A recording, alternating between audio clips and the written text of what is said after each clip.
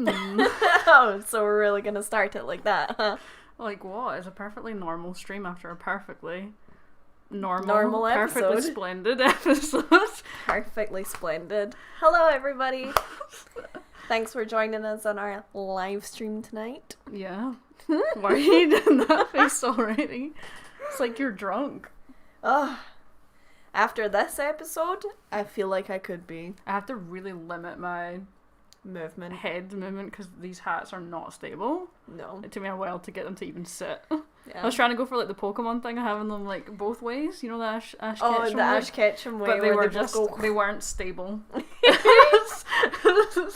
So now they're just now Yang is topping Blake on my head, so Perfect. which is not stable, which maybe is ironic.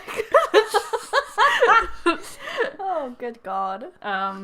Yeah, clearly this is going to be a very spoilery heavy chat off the get-go. This is going to be spoilery as hell. So before we fully get into it, anyone who has not seen episode 10, Yep. it's time to go.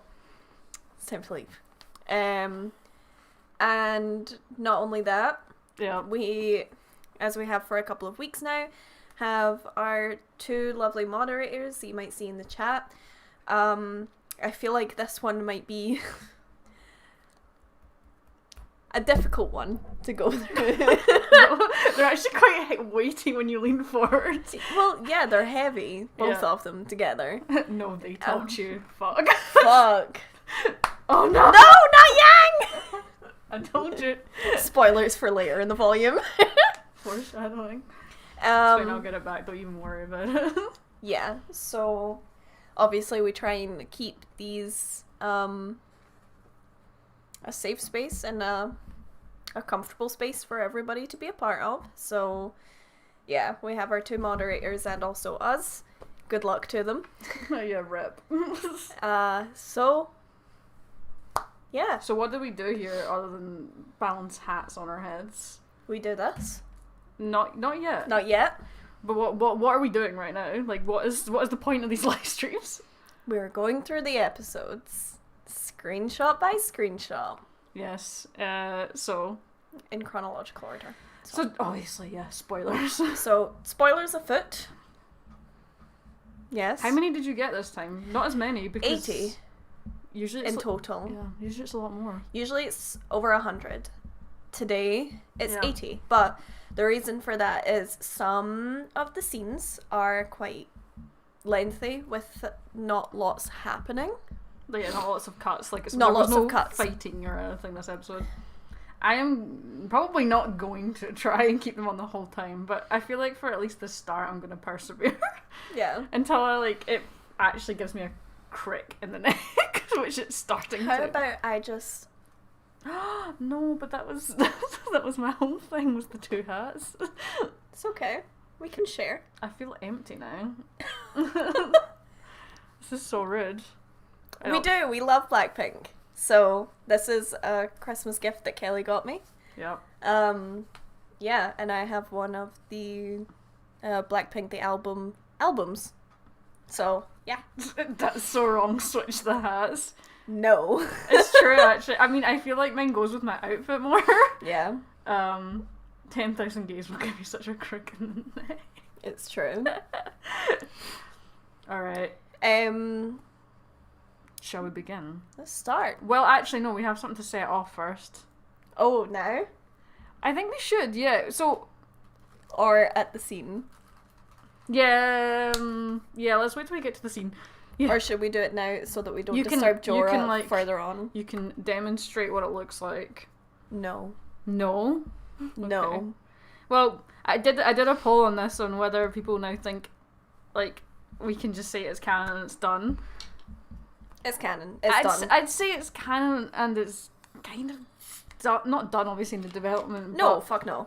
We still have lots to get through But- with them, but... I don't think there's any denial at this point, but I also think that the only, like, true confirmation that everyone will just have to get on board with, whether they love it or hate it, is the kisses. Yeah. Which has not happened yet. So, yeah. It's not the full-blown shebang quite yet.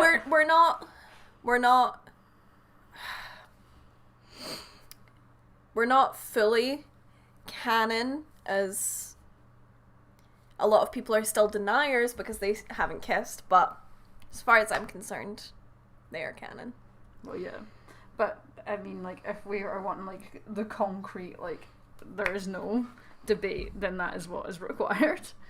And unfortunately, that's just how it goes. Yeah. So we're still very happy, but yes, there was actually a lot in this episode, so I'm kind of glad that we didn't get like full blown, because I think it would have been lost in the chaos. Yeah, I think if they had kissed, now wouldn't have actually been the right time. Yeah, no, definitely not. So yeah, well, we'll get to the scene, but we'll get to that because we're gonna go through in. this in order. So Yeah. obviously the episode starts with Ironwood standing, looking over his kingdom. His kingdom. His kingdom. It's about to burn. Well, it's already kind of burned. Well, yeah. Is that it? I was trying to read, but I actually couldn't read it. It's like, I'm gonna have to move the chat over here so that I can actually read it. Sorry. Oh god, okay. That's gonna give me such a neck ache, but sure. I'm sorry. Can you just make it a little bit bigger then? Sure. Because otherwise I'm gonna have a nightmare Oh, good trying lord, to read hang that. on. Right, that's better. No, scroll down. Okay. Scroll down on the chat, otherwise we'll never see anything. There we go. Everything the light destroys is our kingdom.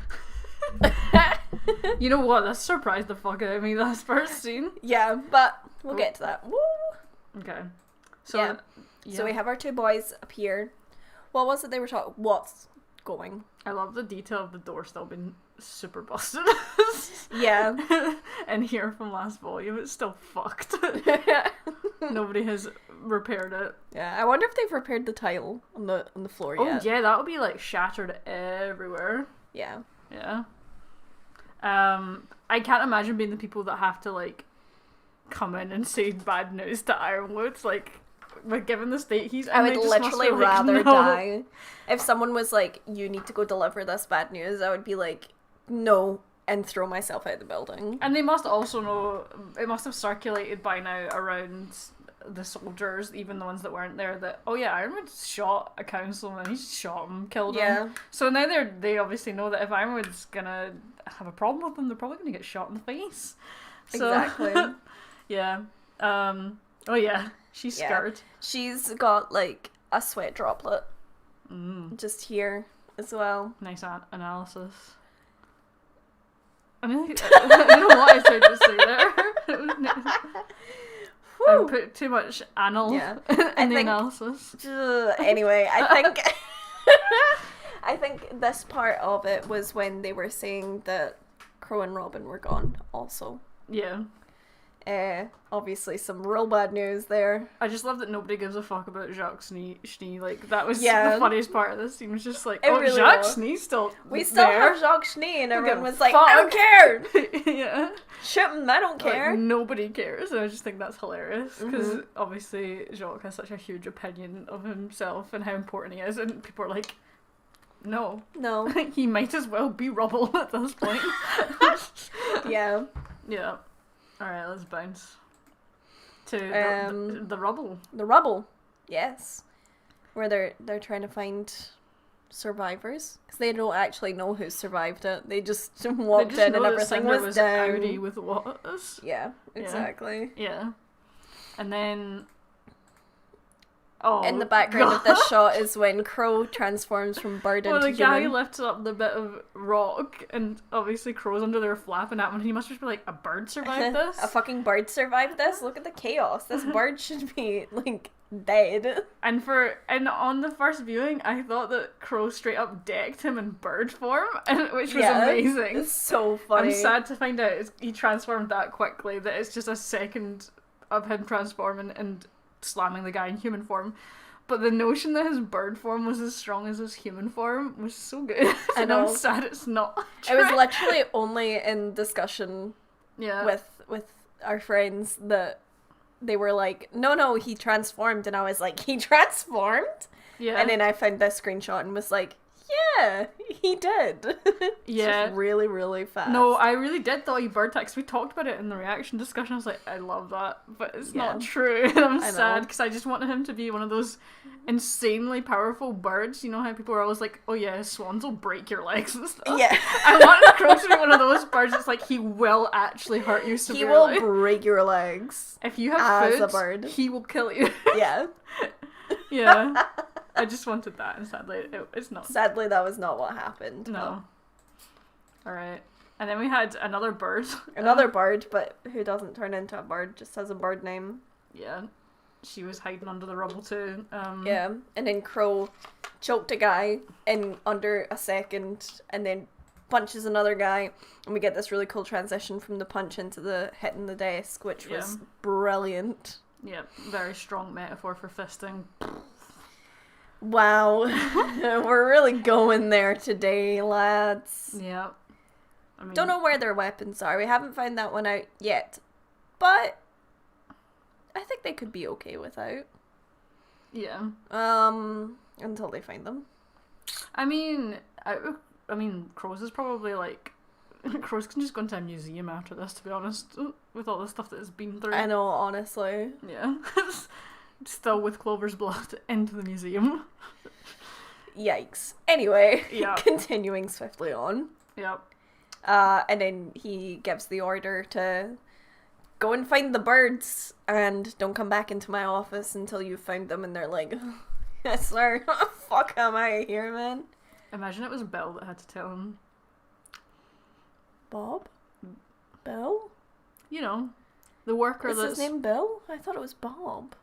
Oh my god, you forgot? I forgot. You literally changed your fucking profile picture and you just shamed such an honourable fella. I'm sad. I can't believe you just did that. Me too. Anyway, Ironwood goes and rage stares at the window. Actually, he shakes a little bit here, doesn't he? He does like an arm shake because he's so mad. Yeah, he put his hands by his side and he was like holding the rage like right down to his fingers. Like that's why they're so tensed. And then he was like, okay. He like breathes out and he's like, and then he goes to make a call. Now, who was he calling? I'm getting mixed up with the scene here. No, we know he went to call. I think he was looking for an update on the payload. Yeah, he was literally, he was communicating with the ASOP, that's what it was. Yeah, because he does a mystery call later in this episode. Yeah. And then we get this great sequence, which they did it so well, and it was so surprising. Really surprising. Oz, who are you, Robin? Robin? Oz reading a spell. Robin. Interesting. Now you birds. Yeah. Yeah. I feel like Oscar would not do that. I love the visual. Yeah. But yeah, this was such a cool sequence. I think nobody was sure what Ozpin's spell was at the end of last episodes, which was like 600 years ago. Yeah.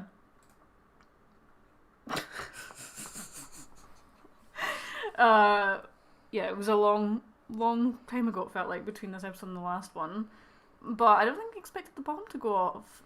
Obviously, this wasn't the bomb, but they had that sort of fake out that we were just like, wait, we were like, is this the bomb? Is this another bomb? Has somebody just bombed it from the back? Also, we do love WandaVision in this house. Yeah, we do. Episode 1 with the Ironwood and the black and white is just bliss. Yeah, so this was actually such a well put together sequence, and it was a surprise, because we weren't sure exactly what the magic had done. All we knew is it was obviously something to stop Salem. Yeah. But I didn't realise how widespread it was going to be, so it obviously destroyed everything grim in its radius. Yeah. When I was like rewatching it, getting the screenshots and stuff, it was really hard to tell if it actually like eradicated the grim that it was near, or if it just like blasted them back. I feel like it was so hard to tell. It like evaporated a bunch of them, but because Richard was so big that it couldn't eradicate all of him, but it was enough to kill him, to cease to function. Yep. But obviously, yeah, it still caused a heck of a wave of energy that was, I guess, the equivalent of almost like a shockwave. Yeah. definitely because it knocked obviously the Aesops and stuff over. Yeah. It was so cool, actually. So I got 2 screenshots. Yeah. This was the energy coming out from the whale, and then the next screenshot is the actual, like, kinetic energy surrounding it. Yeah. Because I felt like this didn't do it enough. Fuck Neon and Flint. Oh, they're dead, definitely. Titanic music. Yikes. Listen, they'll be fine. Like, I think most of the people on the battlefield that weren't dead from Grimm probably survived this. They just probably got thrown a little bit. They probably got thrown quite far, yeah. Yeah. Like, it is sad that Richard is gone, but big cry for Richard. what can you say? I also loved in this sequence that the sound, like, they pulled the sound back. They pulled the sound and there was, like, a orchestral or maybe, like, a choir over it. It was impeccable. Really nicely done with the sound design on it. So. Yeah, because it felt like there was almost like a vacuum in the air. That was the effect of the audio. Well, I love that when they do that in film and TV when there is something like a huge explosion or whatever, and it just like sucks it all out with that kind of like white noise feel. Like, yeah, man. You know, I don't know if Richard deserved better. Because at the end of his tenure, he did just kind of flop about and vomit everywhere. It's true. He did just kind of vomit. Yeah, he was the equivalent of, like, a drunk person vomiting in a car park. Been there. Like, I think he had to be put down. Yeah. So they obviously get absolutely wiped out. Thrown. Such a cool visual. I love that you can also see elements of Ospin's magic in this, like the greens. Yeah, the green like swipe across. Lovely. Yeah. Very, very nicely put together. But like Vine, I think is like this one. Yeah. He was like throwing, man. And then we obviously cut around a little bit to people's Weiss, reactions, is away doing her. She's just so good. She's away back to the room where the injured are, like with more tea, and like some soup. It looks like with some like bread or crackers or something. You know what? Like, what a waste of that soup. That soup looked good, and it doesn't survive this scene. Honestly, I'm not surprised that you feel pity for the soup, considering you're such a slut for soup. It's not the baddest thing to be a slut for. I think it's good that true. It's a good thing that I like soup. I feel like it's a very Scottish specific thing or a British specific thing liking soup. I think it's a Kelly specific thing to love soup. That's fine. I have an ally in the chat that's also a soup lover, so you can go. I'm not saying it's a bad thing. Like there we go. I don't have a problem with soup. I just don't like it as much as Kelly does. Yeah. And then obviously you've got Klein in here as well with Nora. Yeah. From this wide shot, which I thought was so nice. The way that the light changed with this. Mm. I wonder what it looked like in Mantle. And also that's another question I have is did this extend to Mantle? Because obviously the centre of it was Atlas. It was on the corner of Atlas. I don't know if it went downwards to her, if it just went across. So that means that Mantle presumably still has Grimm, although they're not currently controlled by Salem. Yeah. But I don't know, we didn't get confirmation of that in this episode. Kanaka. Soup is not a drink, babes. Yeah, this whole sequence was just so well done. Yeah. And then we got the confirmation that it's like evaporating Grimm, because initially I was just like, what is going on? Well, that's what I mean is that I don't know if they were evaporated or if they just got like pushed back. Yeah. Blown. It's hard to tell, but I love how the chat is on like, is goop soup? And I'd say so. I'd say that soup is goop. Goop is a soup. Yeah, it's the same sort of consistency. Yeah. Ooh. Whoa. It's a full screen nail because you can't see it otherwise. Ah, okay. Oh yeah, okay. So we had this also. I find this really funny. We were talking about this while we were reacting to this in the opening. We were like, wouldn't it be so funny if Neil was just like gallivanting around with the lamp? And of course she fucking was. And of course she did, because it's Neil. Yeah. And the fact that it was in the ashes and the dust of this massive explosion of a whale. Yep. And she's just like, yeah, I'm Mary Poppins. Yeah. Yeah. She's living her best life. And honestly, good for her. Yep. We love her in this house. Yep. And then we had poor Winter, who, as far as the Aesops are obviously aware at this point, that that the biker boys, Yang, Ren, Oscar, and Someone Jean, asked if it was Pepsi. are all dead, presumably. Yeah, that's probably the forefront of her mind. Mm-hmm. Well, the thing is, like, as much as this magical spell eradicated Grimm, mm-hmm. so technically it wouldn't eradicate them. If they were in the whale, they were still at the center of where things exploded, so they would have just been crushed by bone and muscle and everything else that went everywhere.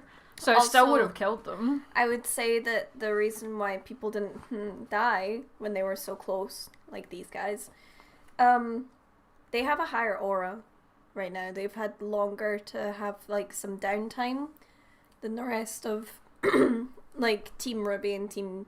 We also haven't seen their aura break or even be damaged, any of the people that we saw in this sequence. Yeah. So it's not to say that it didn't dunt them, but it was a shockwave. It wasn't the same. Fuck.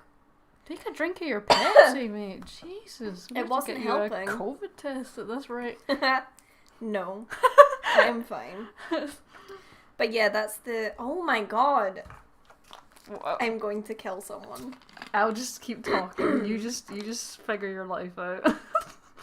But yeah, no, I think that it's not to say that nobody got killed by this, because I'm sure bits of whale goop landed on people. The same way that thing happened in America, that the whale goop landed on cars and things when it got exploded. I imagine that some people probably got smooshed by When grim even goop. Was that? Like the 80s? It was the a while 80s, ago. Yeah. But I don't think anyone would have been like directly killed by the shockwave. It would be the things landing. Yeah. That would probably kill people. So if the biker boys had been in the whale, they definitely would have died just from being present when it was just disintegrating everywhere. Yeah. Gonna be controversial. The only reason that I'm drinking Pepsi Max is so that I don't drink Coca-Cola. Yes, you had a Coca-Cola ban. I've been banned from the Coca-Colas. By yourself. Just by to clarify. myself, just to clarify, yeah. By myself, to be healthier. So. And and then we've got Elm. Yeah. Who was like, what? Yeah, like an old lady. So obviously still the shockwave was enough to like deafen people, clearly. Oh yeah. I'm glad that they reinforced the payload so that it didn't get goofed.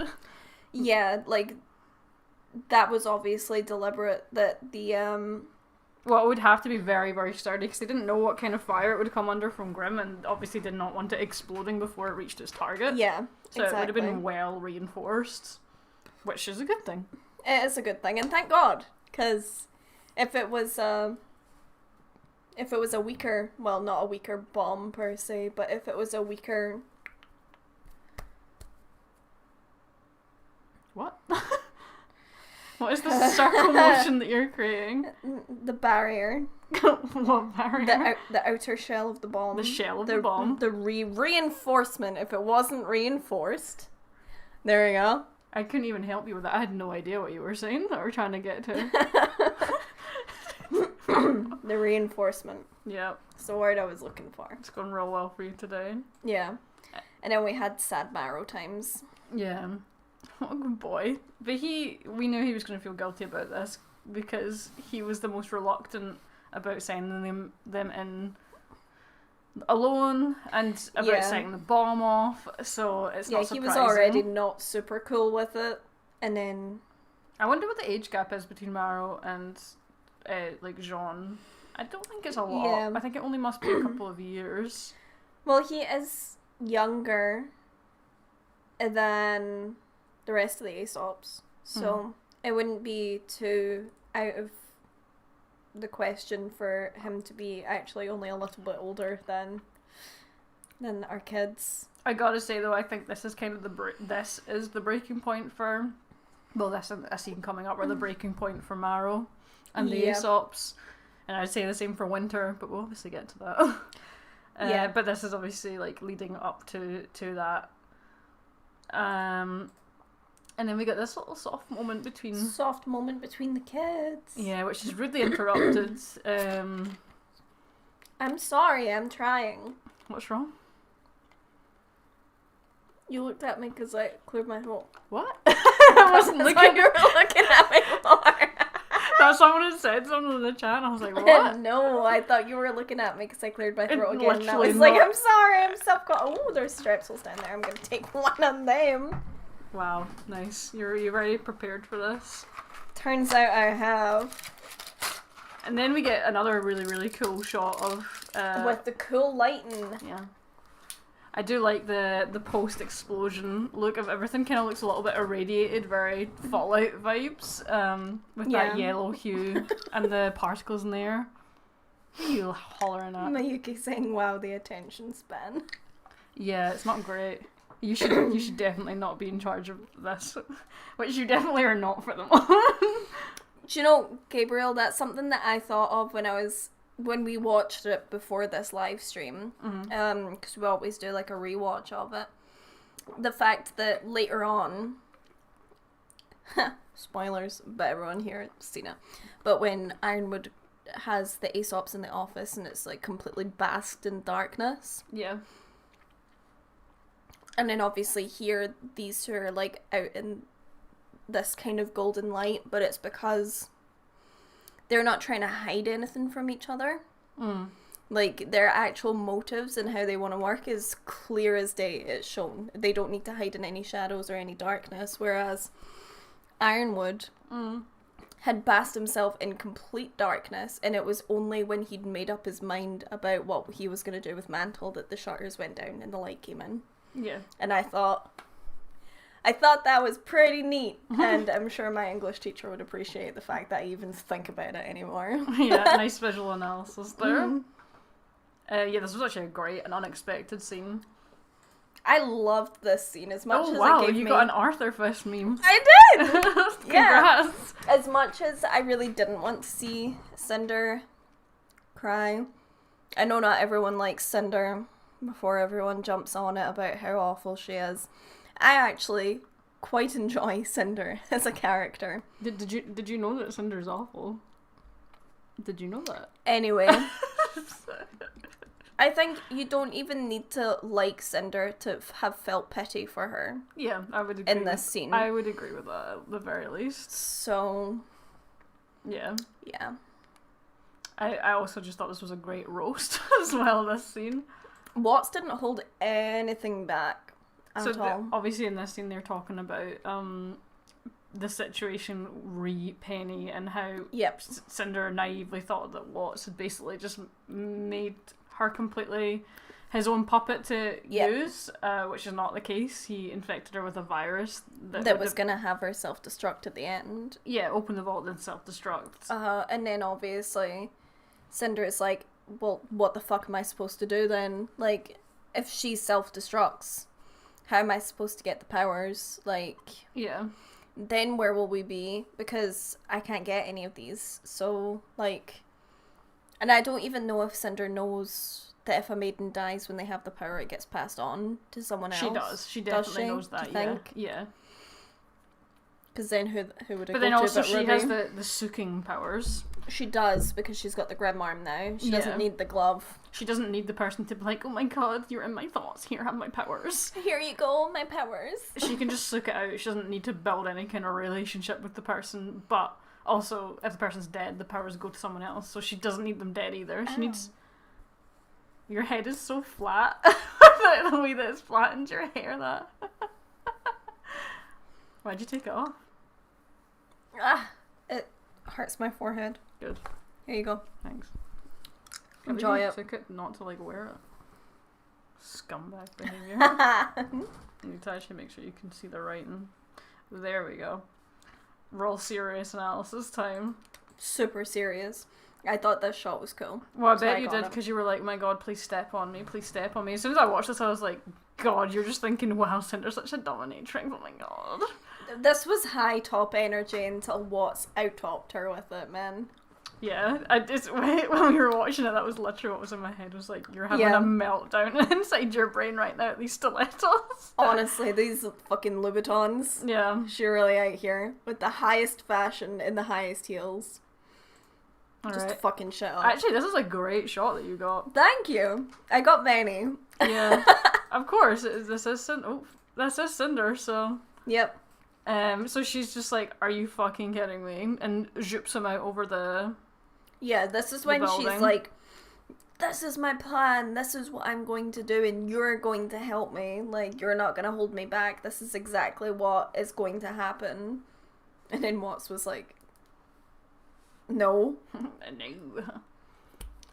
Yeah, very true. He definitely is not the only one with balls of steel in this case. I'm pretty sure I literally said, the balls! The balls. When we were watching this for the first time. But we will get to it.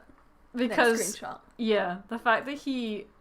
Yeah, so she had, like, pulled him, like, real tight in. Yeah, to whisper something in his ear. To whisper something real close in his ear. No, this was obviously, like, a threatening tactic for her. Like, to be like, this is what I'm gonna do. And if you don't agree with me, then I'll just fucking kill you. Well, Cinder, we obviously learned from her backstory, but Cinder doesn't really understand how negotiating or anything works without it involving violence. Like, to her, violence is everything in its power. Violence is the only answer because most people crumble under the threat of their life being in danger. What she didn't bargain on is the fact that she was going up against another villain who doesn't care about his life. No, because most villains don't really. No, his grudge and like spite against Cinder, because since Volume 4, since he was introduced as a character, him and Cinder have never got on. Never seen eye to eye. I feel like after this scene though, that might change a little bit.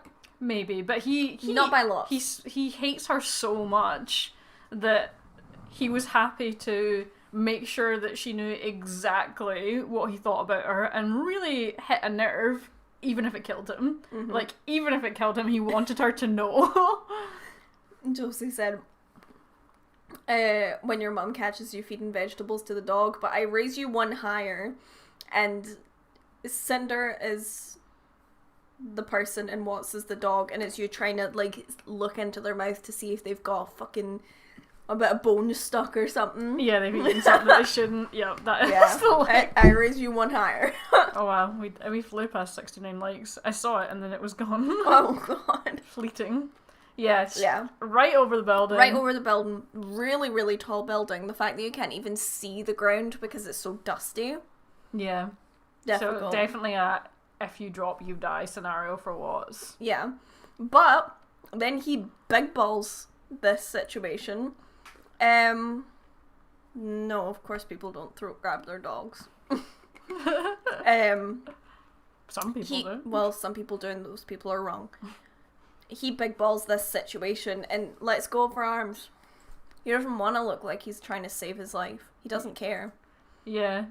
And she's so sure that he'll just be like, oh my god, please don't hurt me. Like... Yeah. It's okay, I'll stop being mean. I'll stop being mean to you. You just need to, like, bring me back, and I promise I won't defy you again. Yeah. And it's like, no. And did you not get him with his arms? I didn't. I totally forgot to get a screenshot of it because I'm shit. Yeah. But he obviously has a big yell at her. Says that she's nothing more than a migraine, and all of the suffering that she has. He said she's nothing more than a bloody migraine. A bloody migraine. Because he's that kind of English guy. That kind of English guy. Yeah. But yeah, and basically said to... Of course, Senny forgot he's not Cinder. You're just like, anyway. Wow, Cinder getting roasted, suddenly I cannot see or hear. Yeah. Suddenly I can't read. Yeah. Yeah, but he was also, like, saying to her that, like, sure, suffer, but suffering isn't all. Like, you need to be smart, you need to be tactical, you need to actually have, like, a decent plan. You can't just, like, run in and then be like, oh, but I've suffered. Yeah, and also that he said that you need to you're not just entitled to things because of your suffering. You have to earn that place. Yeah. Being someone who has suffered isn't enough for villains just to be like, okay, pity party. Yeah. All and of also them have he suffered. calls out her ass so hard on her past failures too, because yes, in Volume 5 he was totally against the let's ally with Raven and not tell Salem thing. Mm-hmm. And he was like, bitch, that's a stupid idea. You're gonna go where all your enemies are just for revenge? Yeah. That's a stupid idea. And it was a stupid idea because it got her almost killed. It's true. Ren and Watts just decided this volume that they were going to be therapists in very different ways, I have to point out. Yeah. Like, Ren is actually, like, the therapist that you want to have. The therapist that listens to you and, like, gives you solutions and is really nice to you. And then Watts is the kind of therapist that, like, slaps you across the face, like, shakes your shoulders and is like, be tougher and get out of my office. Yeah. I just thought it was very, very hardcore of him to do this whilst under such significant threat. Yeah. Because Cinder's not exactly known for her restraint, so... No. She very, very easily could have went... Oh yeah, she easily could have been like, no. Yeah. No, fuck you. And... I mean, I really didn't expect that she was gonna bring him back over. Well, but I think, did. Unfortunately, she knows that she probably needs him. And also, he hit enough of a nerve, too, that, like, her dropping him would have meant he was right about everything that he said, and that she just does things that she wants to do and doesn't think about the consequences. Yeah. Or have any kind of plan. She just acts on emotion. And why should someone like that deserve any place at Salem's table? Oh, yeah, exactly. And, I mean, I agree. Like, I don't think Watts fears death at all. And I think it couldn't have been clearer than the way that this scene was done with Watts, to be honest. Is Watts you right now, actually? Just looking at this with the boots, is Watts you? With Cinder standing over you? Well. Well, the chat just like exactly the same time as I thought it. Yeah. Right on this. It's okay, she's wearing shorts. I wouldn't be like that. She does have shorts, you're 100% right. I might simp, but I'm not gross. I may simp, but it is in a respect woman kind of fashion. It's also true if it was Christina V that was standing like that. I just love women, okay? Like, is that wrong? I would put the disgusted Neo face that we had last week onto Watts' head, but I feel like it would be quite weird. It would be really weird. And then Cinder has a little sit down. Then she goes and has a sit down and she has a little cry. Yeah. Valid. It got to her. It did. I also think it made her kind of reconsider, because she has suffered. Like, you know, that's what Watts was saying wasn't like, just because you've suffered it doesn't mean it wasn't enough or whatever, you know, like, he was still acknowledging that what she's been through, she has suffered with, but he wasn't saying, you know, can we get a Senny shirt with I just love women, alright? Yes. Would be pretty great. Yeah.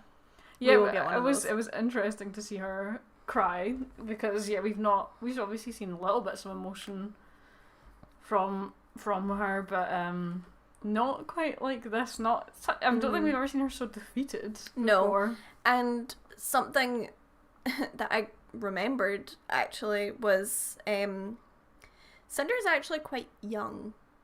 Well, someone's just said that this sort of way that they framed her in the shot and how she looked and was animated reminded her of the way that younger Cinder looked, which it also did for me, actually. But what we also have to remember is, so when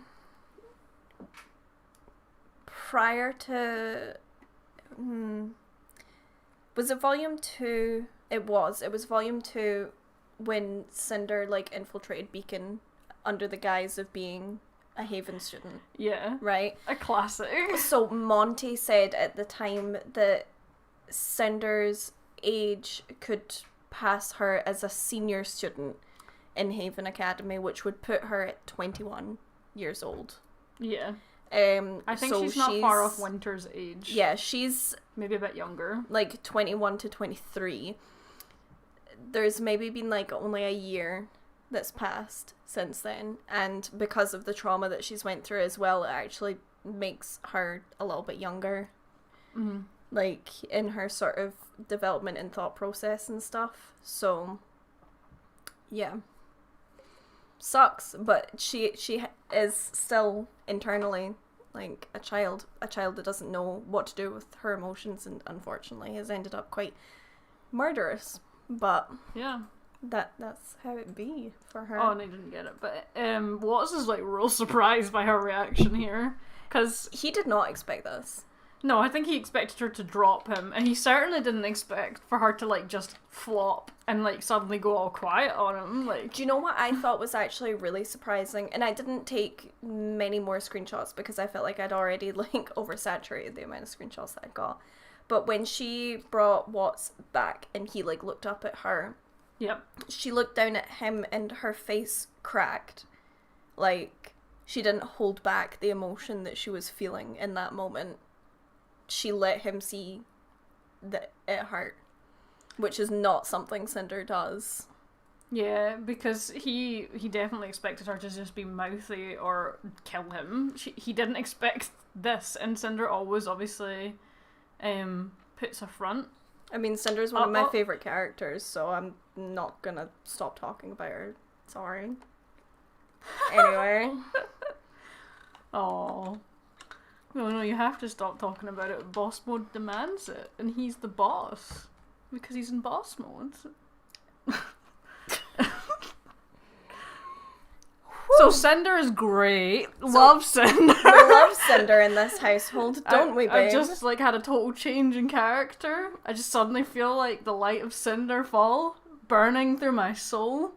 I will burn for Cinder. Do you actually suddenly have empathy for Cinder? No. Wow. Cinder is gonna go boss mode. Wow. I mean, we still have time to talk about Cinder, but right now we're gonna jump to the next scene because, you know, continuity and all that. Oh yeah. Anyway. And also, we finally... I wish I had, like, something I could set off and then it just went... Because we finally got... The meme has been fulfilled. Blake finally called Yang. She called Yang, guys! Yeah. She didn't get a Grim to do it or any of the other convoluted Since we don't things. have any fucking sound effect, just everyone like the video. What? Just that's the only thing that we can do to really celebrate this, just everybody like the video. It's like a high five. Yeah. And this show is now called Cinder. CNDR. Yeah. Oh man. Yeah, no, it's it was cathartic actually. Oh. But I was just trying not to love it too much because the meme had been built up so much. Yeah, I didn't want to like totally freak out about it when it happened either because I was like, oh. No, and obviously the thing is when we're doing the reactions and stuff, we are aware that like a lot of the people that watch the reactions are not the same people that watch the live streams. Yeah. There'll be a lot of people that never watch the live streams that just watch the reactions. So if we like lost our minds, they'd be like, okay.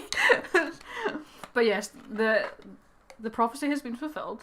Prophecy has been fulfilled, and as someone pointed out, next screenshot.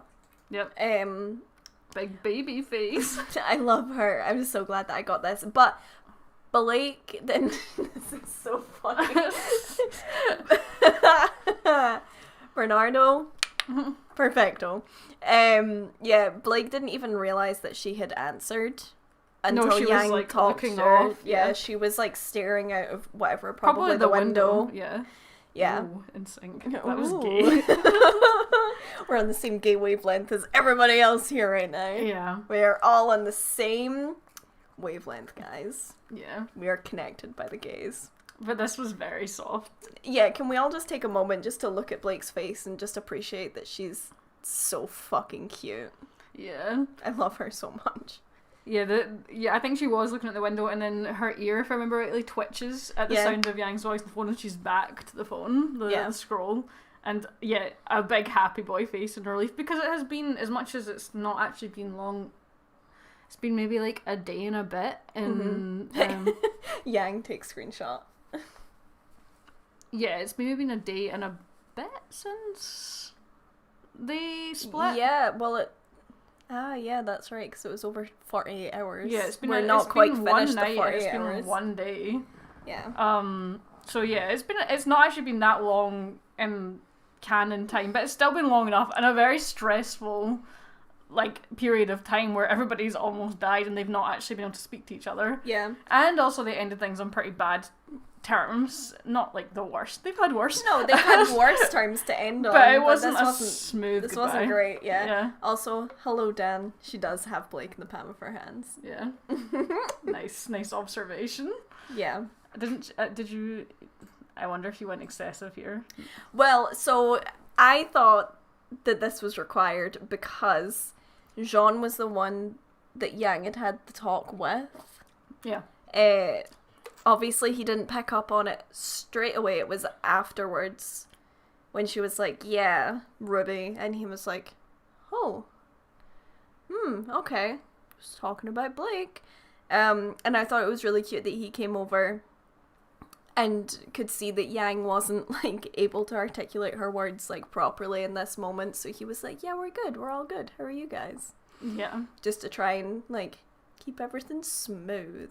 Because we love Jean. Puppy dog Jean, golden retriever, good boy. Honestly, golden retriever in this shit. He saw the bees struggling and was like, I'm gonna come over here and be a golden retriever boy. I also like that in the background of the call you can hear Blake being like, hey, they're okay, guys. Yeah, he was like, are you okay? And Blake was like, yeah, we're alright, but no, she said, yeah, we're alive, but this'll help. Hey, guys. Yeah, and then everybody comes over to crowd around the phone. Yeah. It's just so soft. And then we get... Oh yeah, this was boys. Not good. Yeah. So I didn't get a screenshot of it because it was a very, very, very small moment, but when Oscar went to stand up, Ren was like, whoa, I'ma help you. And Oscar, got up, he was fine. But I loved that Ren, cared enough to be like, whoa, I'll help. Yeah, because we weren't sure if he was going to go with. It was hard to tell what was going to happen at the end of last episode, whether Oscar was going to go outies with them or if he was going to stay behind, but he's obviously gone with them. Yeah. But yeah, he's still not in a great state, and yeah, poor Emerald is just sort of reconciling a little bit with everything. You could hear Ruby squeaking at the end. That's so cute. Oh, I'm gonna have to re-listen to it with both my headphones in to hear it. I think we have to say that the Hazel must be dead. There's just no way. Yeah, but the explosion and I stuff. know that he would have been okay with it, knowing that he got Emerald out, because that seemed to be his main thing. Yeah, was making sure that she could get out. I mean, I do. No body, no death. Yeah. I think he is probably not alive, but. Also, Roman, no body, no death, and I'm pretty sure Roman's dead. Roman is dead.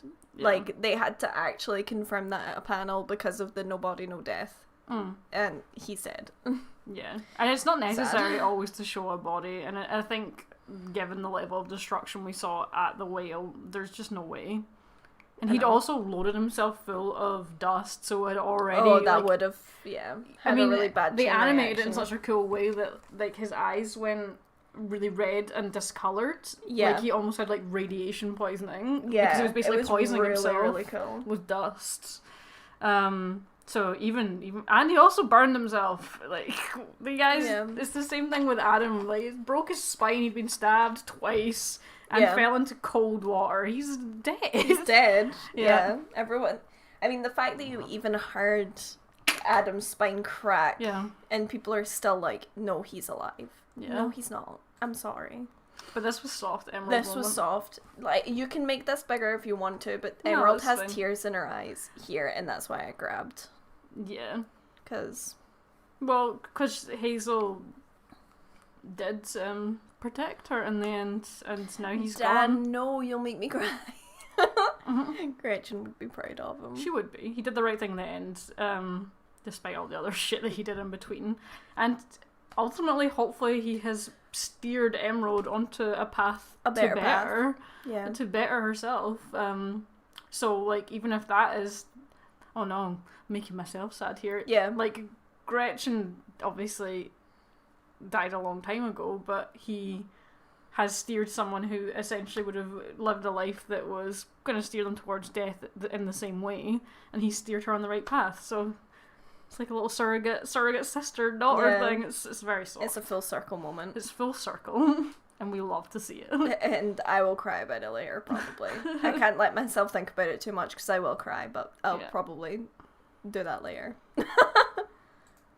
And then we got this hella cute shot of the gang. Aww. Just like, can't wait to see you. My kids. Yeah. I love my kids. I just love that they all squeezed in to get onto the scroll. Yeah. We do love to see it. We actually do love to see it. Make it your screensaver on your scroll, like, honestly. My faves. I wonder how easy it is to take a screenshot on your scroll, but if it was my scroll and I was young, that would be my background. Yeah.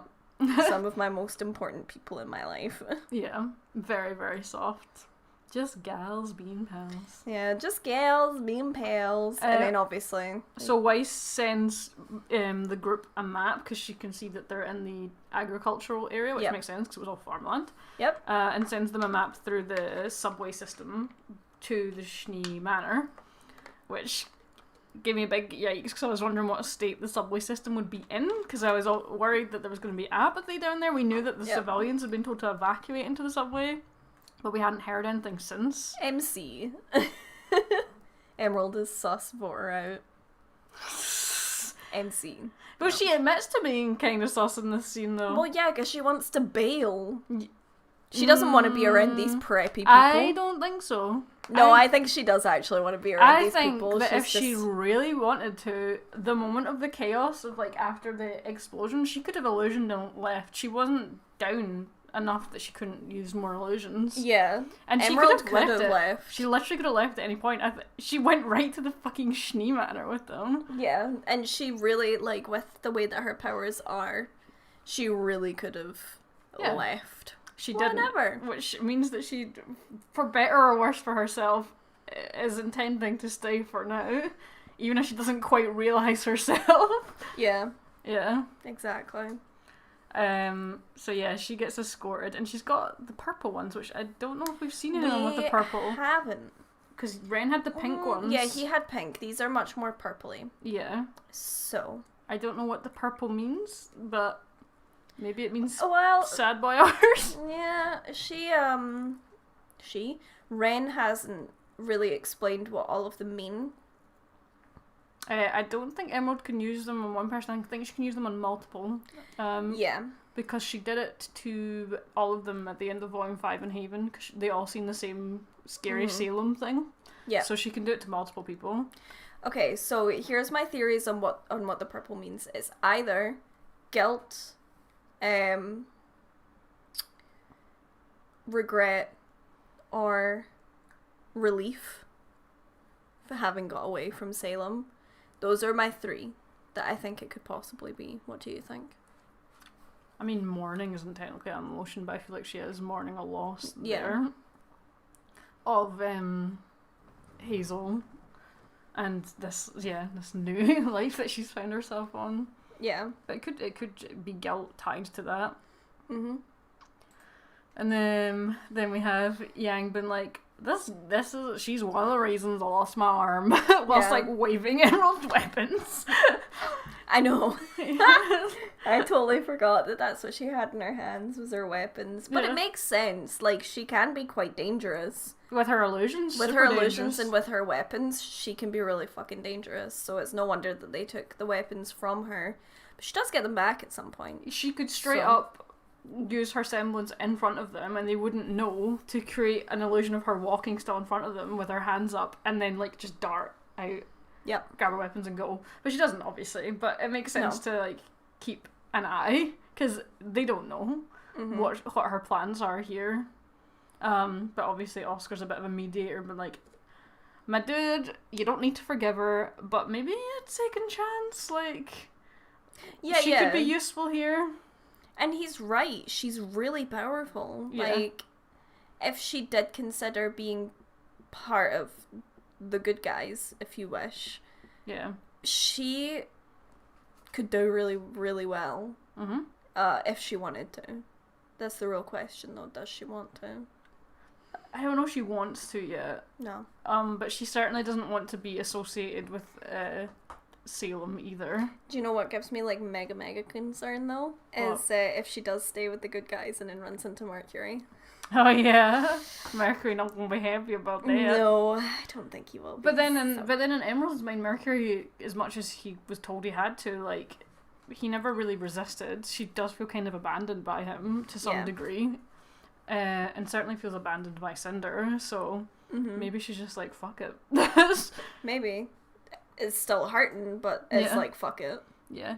And then this is when Ren is like, oh yeah, Osmond came back to help you, didn't he? And Oscar was like, well, and everyone was like, ah! What do you mean? And Emerald's just like, Jesus, these fucking drama queens. Yeah. We're just trying to walk. Yeah, obviously a bit of a surprise since he's not really... Ozma has not really re-emerged for a while. And they're still not super trusting of him. But Oscar basically argues that, like, he's actually been helping for a while and what he just did was, like, a major assist. So we have to at least appreciate that. I'm sorry, which ship is terrible? Because that's not clear. I don't know. But I'm not looking at the chat while I'm reading this. And then we have the explanation of why this particular spell was so powerful. Yep. And that the storage of kinetic energy over Eternia. Yeah, basically over lifetime, he's had this cane and he's put magic essentially into this cane. Kinetic magic, yeah. For multiple lifetimes and stored it basically as like a fail-safe for a situation like this, I guess, which he eventually decided, yeah, this is the time. And used a significant amount of it to do that huge blast. Pretty fucking cool. That's what I thought as well, is that, you know, Emerald overheard Oscar talking about how there's still built up energy in it, so if she was going to betray them to go back to Cinder, she'll probably steal that cane, because there's still energy stored in it. I don't think she will. I don't think she will either, but... honestly, even just based on the next scene, I feel like she's not gonna. No. So yeah, that was cool to hear that, and that they have a little bit of juice left, but they'll need to consider their options carefully. And I guess this means that this is probably the most significant blow that Salem has had for a long time. Yeah. Which means it will probably take her a hot minute to reform. Like, if Hazel managed to get rid of her for a few hours on an occasion, I'm gonna guess this is more than a few hours. Energy. This is like maybe at least a day. It could be longer. Possibly. Yeah. We'll see. Yeah. But, yeah. Beep, beep, beep. Oh yeah. I grabbed this purely for Yang's eyebrows. She did some good things with her eyebrows in this episode. She did. She was very expressive this episode. Yeah. Are you just gonna hold that forever? What, my cube? Yeah, let me at least take the lid away. Thanks. And I love that you've called this full screenshot Yang bodying Emerald, because it was kind of funny. Yeah, although I think you should put the camera underneath. You don't need to move the bee, but if you make it full screen, it'll cover it. Oh no, will I cover the bodying if I do it? Let me see. Oh yeah, I can move us. Just for a sec. Just so you get the full bodying effect. The full bodying experience. Yeah. Because they obviously heard the noise and they're like, oh, what the fuck's that? That sounds like people. Right, Emerald, you gotta go. Yeah, she was like, right, fucking move, go, go, go. Yeah. There was a baby crying, though. A little baby. There's our baby down there. A little baby. Yeah, and then they obviously get to the subway network, and there's just people. Lots of people, like, piled up on top of each other. Move, I'm gay. Yep. And also, interestingly, a real mixture of people. Like, obviously, we know Atlas is more wealthy, but there were still obvious designations of people that were really, really well off in like suits and stuff, and academy members. There were students here, and then just normal civilians, and also a lot of children without parents, which is terrible. Really terrible. That have obviously lost them in the chaos and not been reunited with them. Mm-hmm. Although, yes, extreme lack of social distancing down here. Well, they don't need to worry about that. Thankfully, COVID is fictional in their lifestyle. God, imagine if COVID was fictional. I know. Like, actually fictional, not conspiracy theory. Actually, yeah.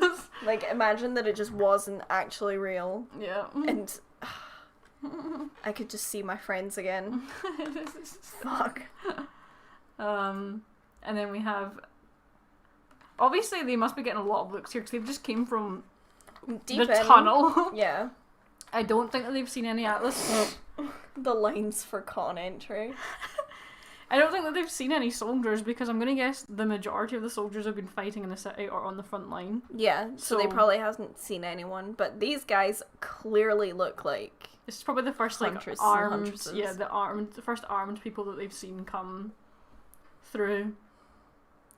I wonder if this is an interesting moment for Emerald, actually, because she's not going to be immediately identified as, oh, you're the villain in this scenario. Like, they're probably just looking at her like, oh yeah, she's another huntress. Yep.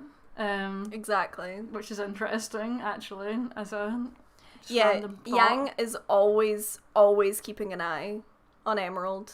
Literally all the time. Everyone else is, like, taking in what's going on, and Yang's like, look at her. Yeah.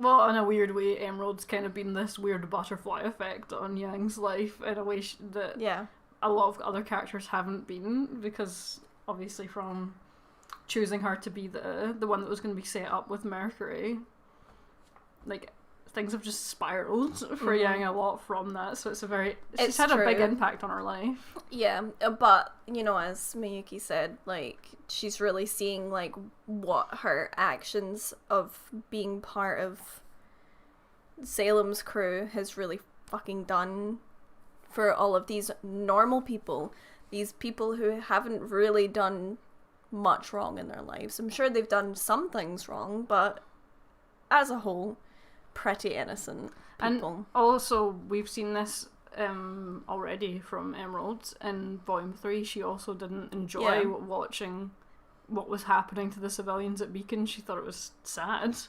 I feel like she also did it in Volume 2. Was that when...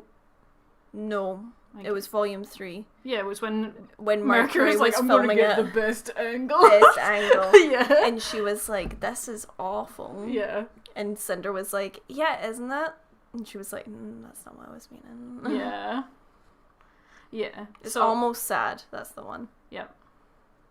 So, it's again her seeing the repercussions of something that she was involved in here and not being so GG with it. Yeah. Did you get the little sad kid? No, you didn't. I didn't. So there was a shot that there was two kids that look like they've clearly been separated from their parents or guardians. Crying. Yeah. And I'm sure that Emerald looked at them and was like, oh, that's a young me. Like, no parents, aimless, helpless. Yep. Yeah, she probably looked at that kid and was like, God, they're going to end up like me, aren't they? Yeah. Because they're just wayward now, like... Yep. I think that was definitely what the implication of that particular shot was. I like what they're doing with Emerald. Me too. I wanted to see it for a while, but it's nice that it's now I like that it's happening now. Yeah. This is good. This is good shit. Just getting some murder for the gram. This is gonna get so many likes on TikTok.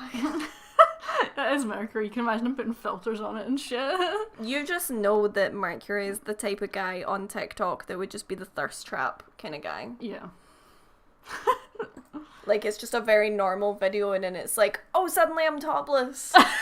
And it gets like 3 million likes. Wow, yeah. If ever I've heard like a description of Mercury, if he was a social media influencer, it's that. Fucking hell. And then of course we jump back to Jimbo. Jimbo Jambo. As the Aesops come to report what he presumed was them blowing up the whale. Yeah. He totally thought that it was their bomb. And immediately it was like, cool, good job, but this thing. Yeah, he was like, yeah, great, we got this, but, you know, like, we've got all of this situation, and I need you to go and find them, you know, you guys are the best. Yeah.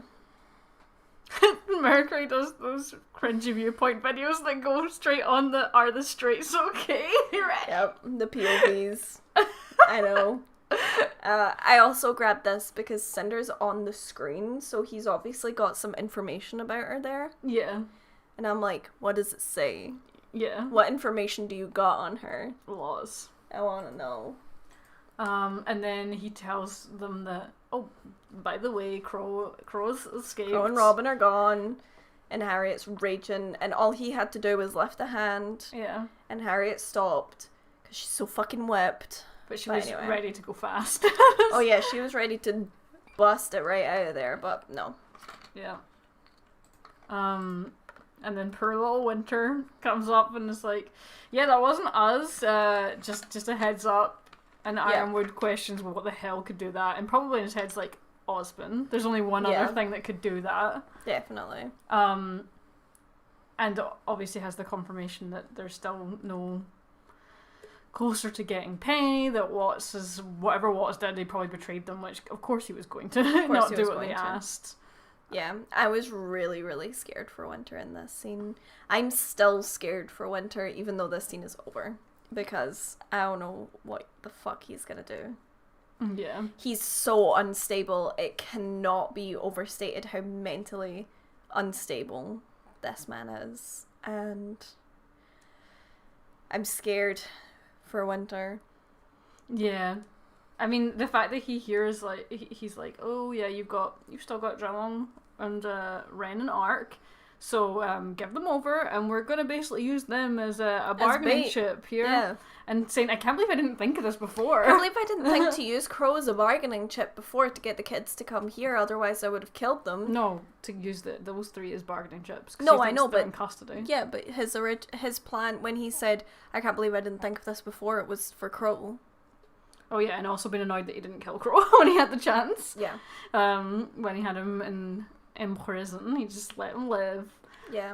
And Winter been like, what the fuck, you're gonna use threat and violence against these kids? Yeah, like, there's actually so many parallels that you can draw between Cinder and Winter, actually.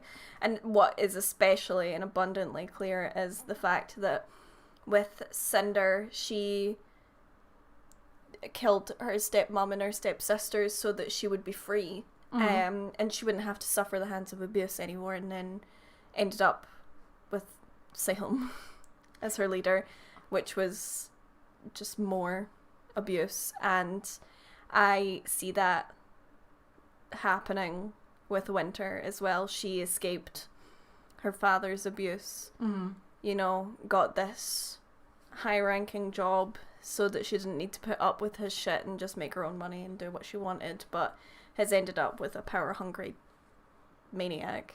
Yeah, someone who wants to take advantage of her. Someone that's wholly unpredictable. Completely unpredictable, especially under pressure, and you don't want someone who's unpredictable under pressure. Yeah. Yeah. And then he puts a hand on his shoulder and is like, you're gonna just, help me in this. Yeah, he's like, you're gonna help me with this. This is actually when he's pulling the hand away. This particular screenshot, because there wasn't him putting the hand on the shoulder.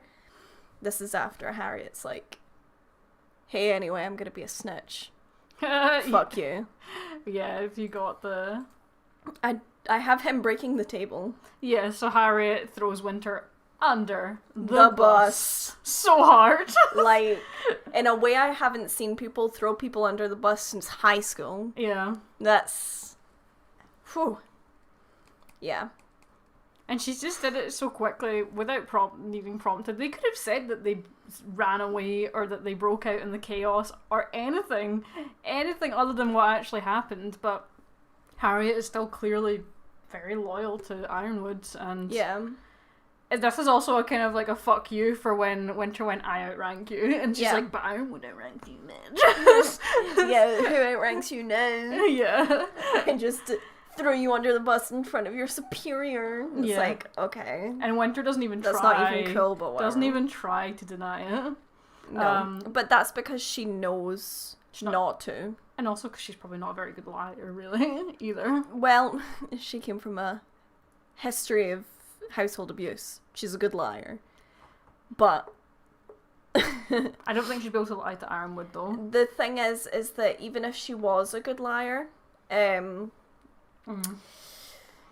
he found out that she lied to him, it'll be worse. Can Harriet just not for like one day? Seriously.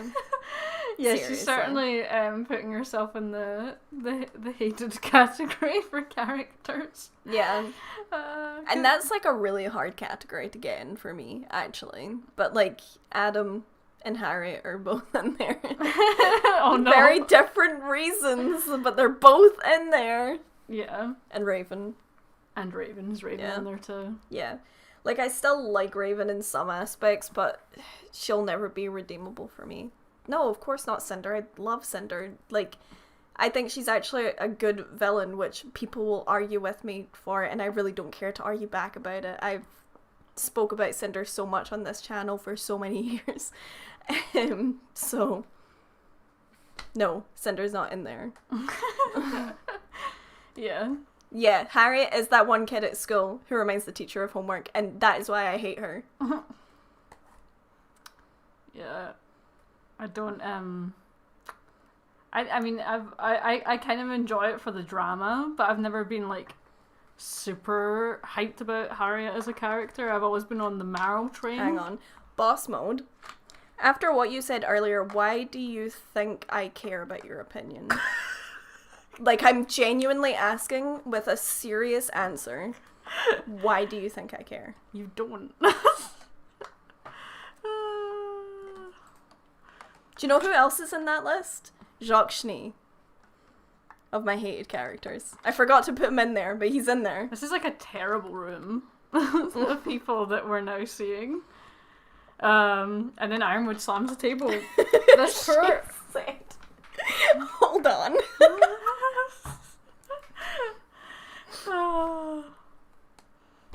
So he smashes the table. So he smashes the table. This is such a nice, like, table to It's smash. such a good table.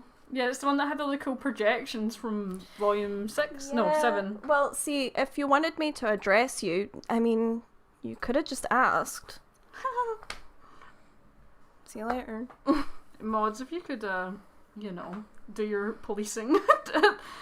Put them in the... You have full permission. Put them in the brag for a long time. Anyway, yeah.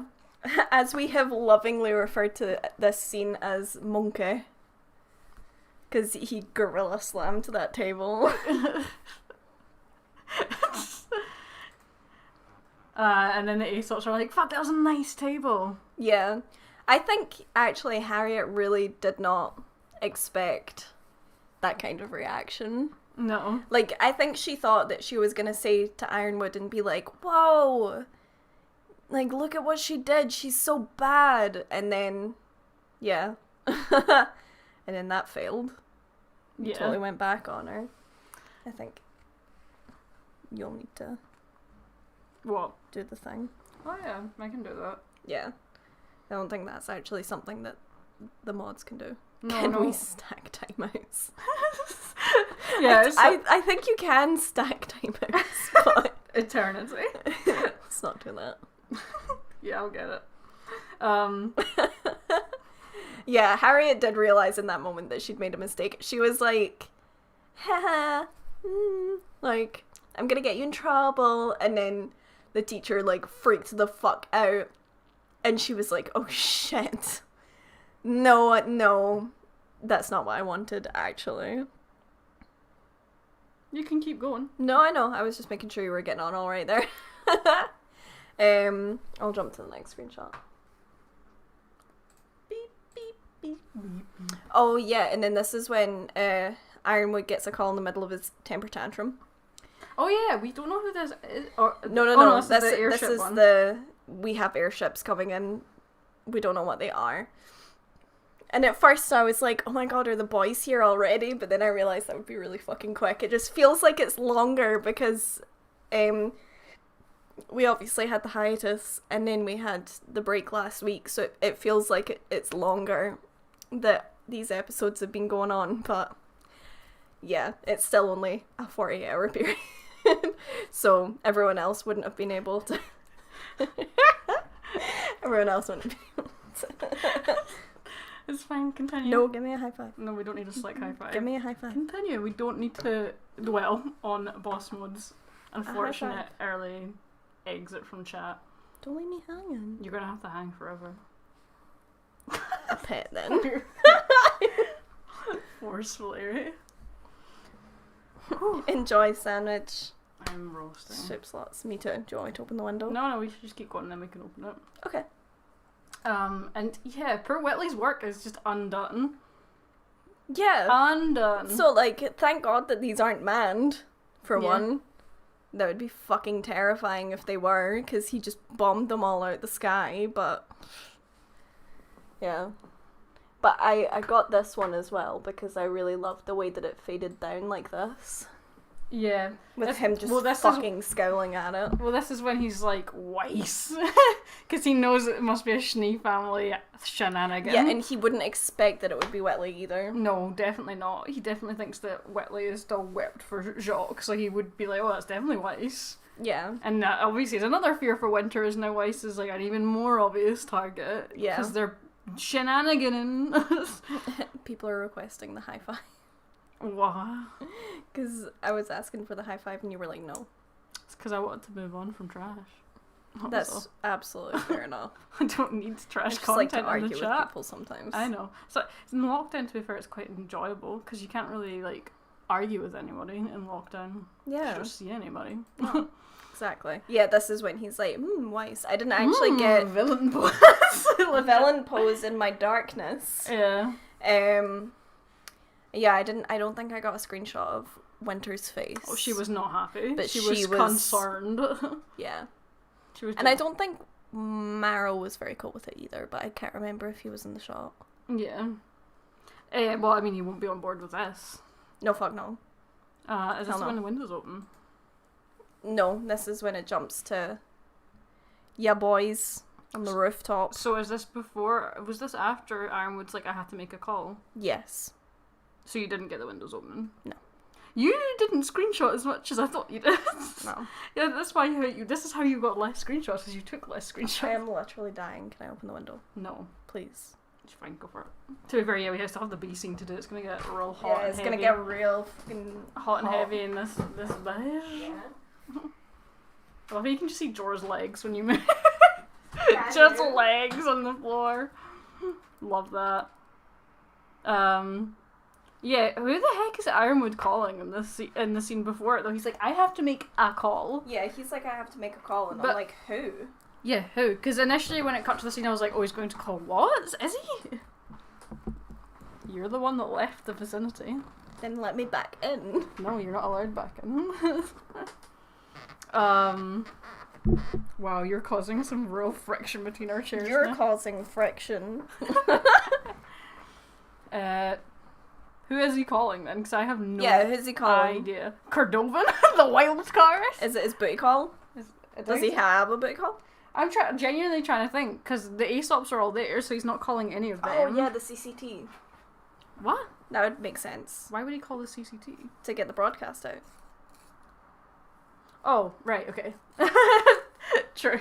I just thought it was a more, like, spooky call than that. Yeah. That he was, like, calling for backup from someone, but yeah. I suppose, yeah, he could just be calling, like, hey... Maybe he was calling his, like, set designer / just cinematographer, like, I have an idea. I need this kind of mood. Please bling the lights. This is the mood I'm going for. I'm going for 90s villain. Make sure you have a good spotlight. Mm-hmm. I can't. Yeah, that's what it was. He was organising the set. Yeah. You're gonna need to put the camera underneath, because the next one's the neotext. Oh yeah. Okay. I can just move us. Move us so that you can see Neo. This was incredible, actually, for such a short shot. It was so funny. Yeah. I think the beast is still there. Yeah, the bee's just chilling. The fact that Cinder is getting these texts from Neo, and Neo's taking the time to take a picture. Yeah, she took the time to set up the picture to take. There's so much going on, actually, but the fact that she, like, had the audacity to be like, oh, you dropped this? Yeah, and the fact that she was like, your boss won't stay dead. Like my boss! You killed my boss! Yeah. Yeah, with the winky emoji, it was actual... She's even got, like, the pinky, like, the fucking fancy pinky with the relic, like... Yeah. She couldn't have done this more perfectly. And also, like, we have to talk about the fact... Wait, no, I have one more thing before it, is the fact that, obviously, in the start of this volume, Neil stole the relic for Cinder and didn't get any of the credit for it. Cinder took the full credit, and this is her vengeance. This is her vengeance. She's like, I got it again. But we also have to talk about the fact that she has a contact image, which is clearly... Cinder took a picture of her and she was like, no. No paps. No. It's so funny. Yeah. Like, whoever had the idea to do that... I'm gonna have to ask Jessie if there is a specific person who did that, because I need to thank them personally. It's so funny. Just the idea. It's just such a weird, like, character niche, the idea that Cinder's, like, contact book on her scroll has pictures of everyone, like, that are really bad pictures, but she just likes having the pictures for contacts. I know. It's so funny. Can you imagine what the Mercury and Emerald ones are? Like, probably ones of them and Beacon, like, eating food or something. Yeah, Emerald is, like, her, like, reading a book or, like, eating. Yeah. And Mercury is, like, trying to pose, but it's blurred. You Or can just tell that it's him. Mercury doing the push-ups on the floor like he was doing in their room, and then he can, like, he's like, you taking a picture and it's blurry? Yeah. Please someone draw it. Please someone draw the villain's contact cards on in Cinder's phone. Yeah. Please. So funny. Miyuki, I'm looking at you. Please do it. So funny. There's so much depth to this one screenshot. It's so funny. But we love that Neo is, like, kind of getting her... She's being a little bratty bottom, actually, is what she's doing right now. You know that she's always been that, right? Yeah, but she is, like... She's fully so involved. bodying it. She is bodying that way of being. Miyuki and Finia, collab that shit. I want to know what these contact cards look like. Yeah. I need it. Mercury's is a Cinder puppet. Fuck. That's a weird chibi throwback. Oh my god, we're nearly at 400 concurrent viewers. Madness. What the hell? Wow. But, yeah, you know who'd be so fucking proud of Neo and her little scheming here? Roman fucking Torchwick. Roman would be so fucking happy. It's just such a stylish way of doing business. But she learned from the best. She did. So... And I'm so glad that Neo's became such an inclusion after, in Volume 6, but continuing on from, because she's so enjoyable as a character. The fact that she was added into Volume 2 very, very last minute, I mean, like, last week of production for the episode, because one of Monty's friends had done a genderbend cosplay of Roman, and he liked it so much that he created Neo. And look at her now, like... Thriving. Thriving, in a way. One of the most popular characters in the show, like, on either side. Yeah. Oh, I say that either side. But you mean good and bad people, right? No, like I mean people that, like, don't really like the show anymore and people that do. Right. Even amongst those groups that always argue about characters, most of the time Neo is still objectively liked. Mm-hmm. Because she's great. Yeah, Phil, she definitely put that on, like, a 5-second timer to take that photo. It's incredible. I also love that she's, like, teasing the fact that she does have the info about the lamp that is very important, and that if Cinder wants access, Cinder has to give her what she's owed, which I'm going to assume is RWBY, because that was the initial agreement, is like, I will give you a way to get at RWBY. Yeah. Because you want your revenge, don't you? You want your revenge on who killed your boss, and it's not me, so fuck off, but I will take you to her because you know it's RWBY. Yeah. So it's a power move. Truly, the fact I'm gonna say it speaks volumes, which is funny because she's mute. But it does speak volumes about the fact that she doesn't talk. And yet is such a hugely popular character in the show. Like, they can embody so much sass into a character who literally makes not a damn sound. And she's amazing. It's like they looked at, you know, the character design and process for Neo after her last minute inclusion and was like, alright, we'll figure this out. And then they just really bodied it. It's brilliant. I bet you that Cinder didn't expect this from Neo. Like, no. Neo was done with being treated like shit and is now treating Cinder like shit. Yeah. And I bet you Cinder wasn't expecting Neo to do that, and Neo was just like, yeah, I am. I just wonder where she's gonna hide out now with this until Cinder eventually exactly texts. Or maybe this is all a ploy, and Neo is still going to do the backstabbing and is going to set up an opportunity to maybe kill Cinder herself. Yeah, I still think a backstabbing is possible. Yeah, no, 100%, but I'm wondering if this is, like, her ploy to maybe get Cinder into a scenario that is easier to kill her, because she doesn't want to go toe-to-toe with her in full maiden mode. Mm-hmm. Also, that's true. If they want sass with a voice, they can look at Blake or Weiss. Yeah, they don't need Neo. Ooh, bitch. What did you just add? I don't know what I did. Oh, you just hit the camera. You've somehow... Wait, I'll get us out. I have buried us. How on earth did you do that? There we go. Perfect. Whoopsies. I don't know how I did that. That was impressive. It's okay. Right, there we go. Move us back. Weep. Oh yeah, then we cut to the mansion, right? That's the next scene. Yep. Big excitement for this scene, because we've waited for it for, like, 10 episodes now. Yeah. And finally we have a reunion between the teams, so, I mean, everyone knows what that means. Everyone knows what it means, but we have some characters to get through first, so... And also there was a new song playing in this scene. And there was a new song. I knew it was happening whilst consuming the scene the first time, but I was like, I can't listen to any of this. I'm too busy, like, what's going on? What's gonna happen? But I'm curious to hear it in full. It sounds like a very soft song. So yeah, they're very happy to open the door to not chaos for once, because every time they've opened the door it's like, who the fuck is out there now? Yeah, but this time they knew they were coming. Well, because this is the morning right now? Or is it just the ash cloud that's causing it? No, I think it's the morning. Yeah, because obviously every time they've opened the door so far it's been nighttime. Yeah. So, it's been a long night. Actually, have they cleaned up the carcass of the hound? God knows. The statue? But let's go through the reunion first. So we get this soft moment.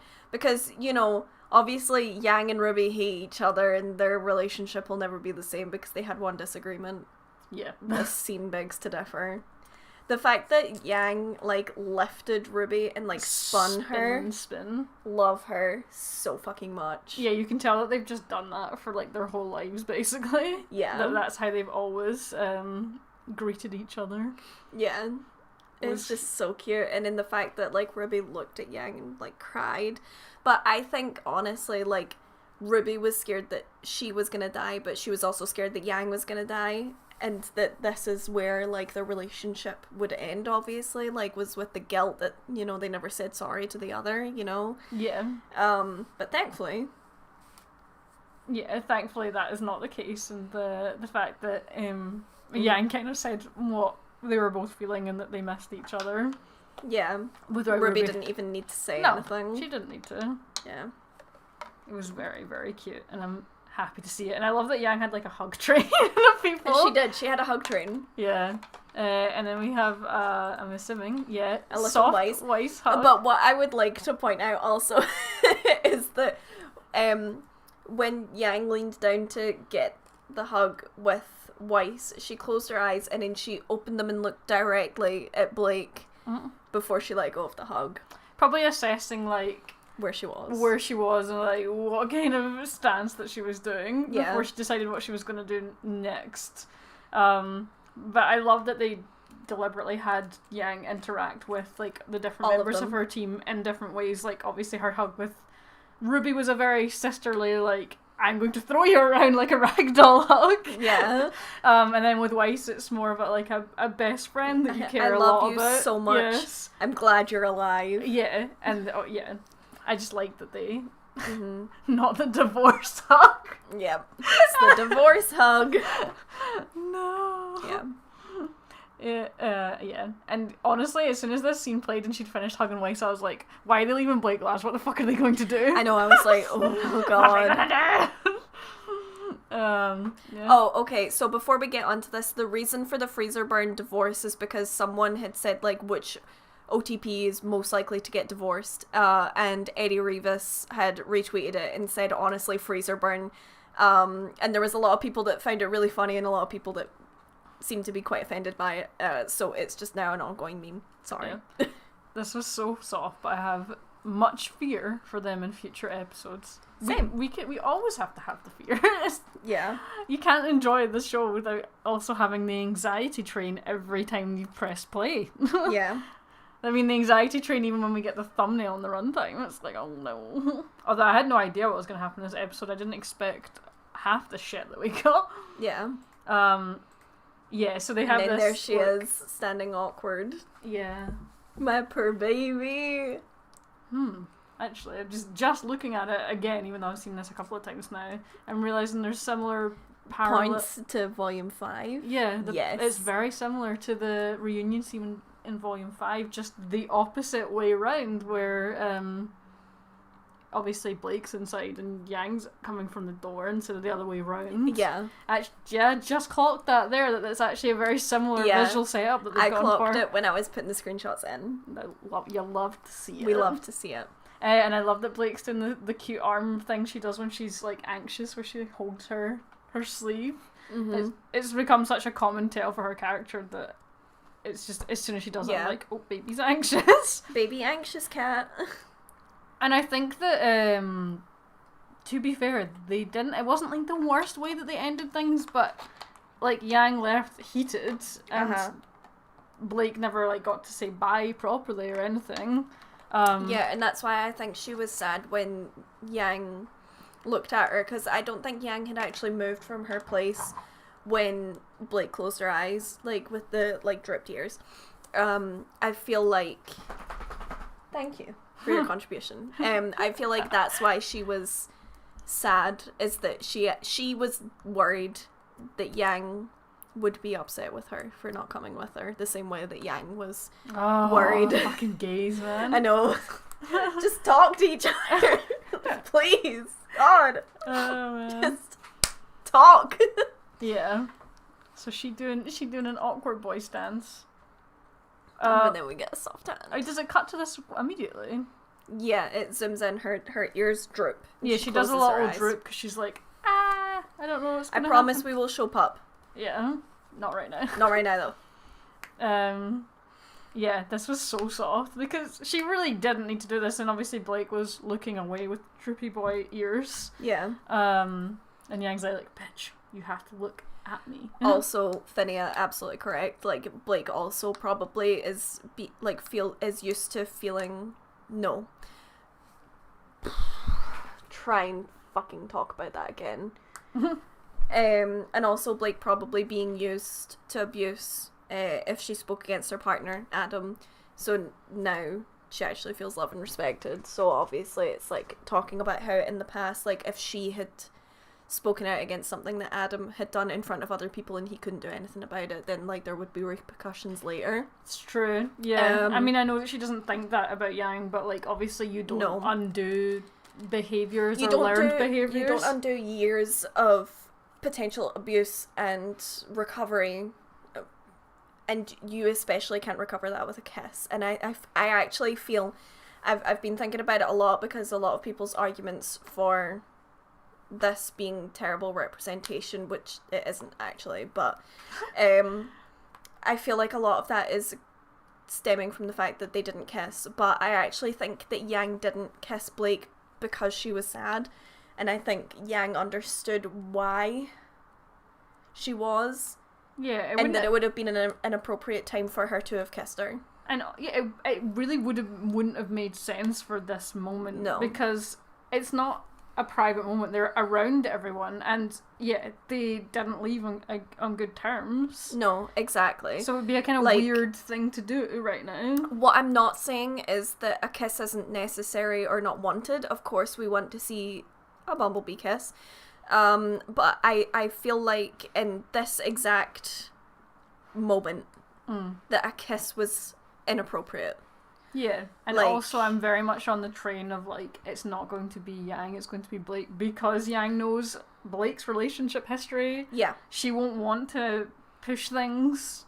No. She'll want Blake and she to won't do want that. things to go too fast either, because the last thing she wants to do is for them to rush into things, and then it's actually really awkward for them, and then things don't work out, and then it's awkward for them forevermore. So... Oh wait, yeah, didn't we say we were going to set something Yeah, up? but the forehead touch, that's when. Okay.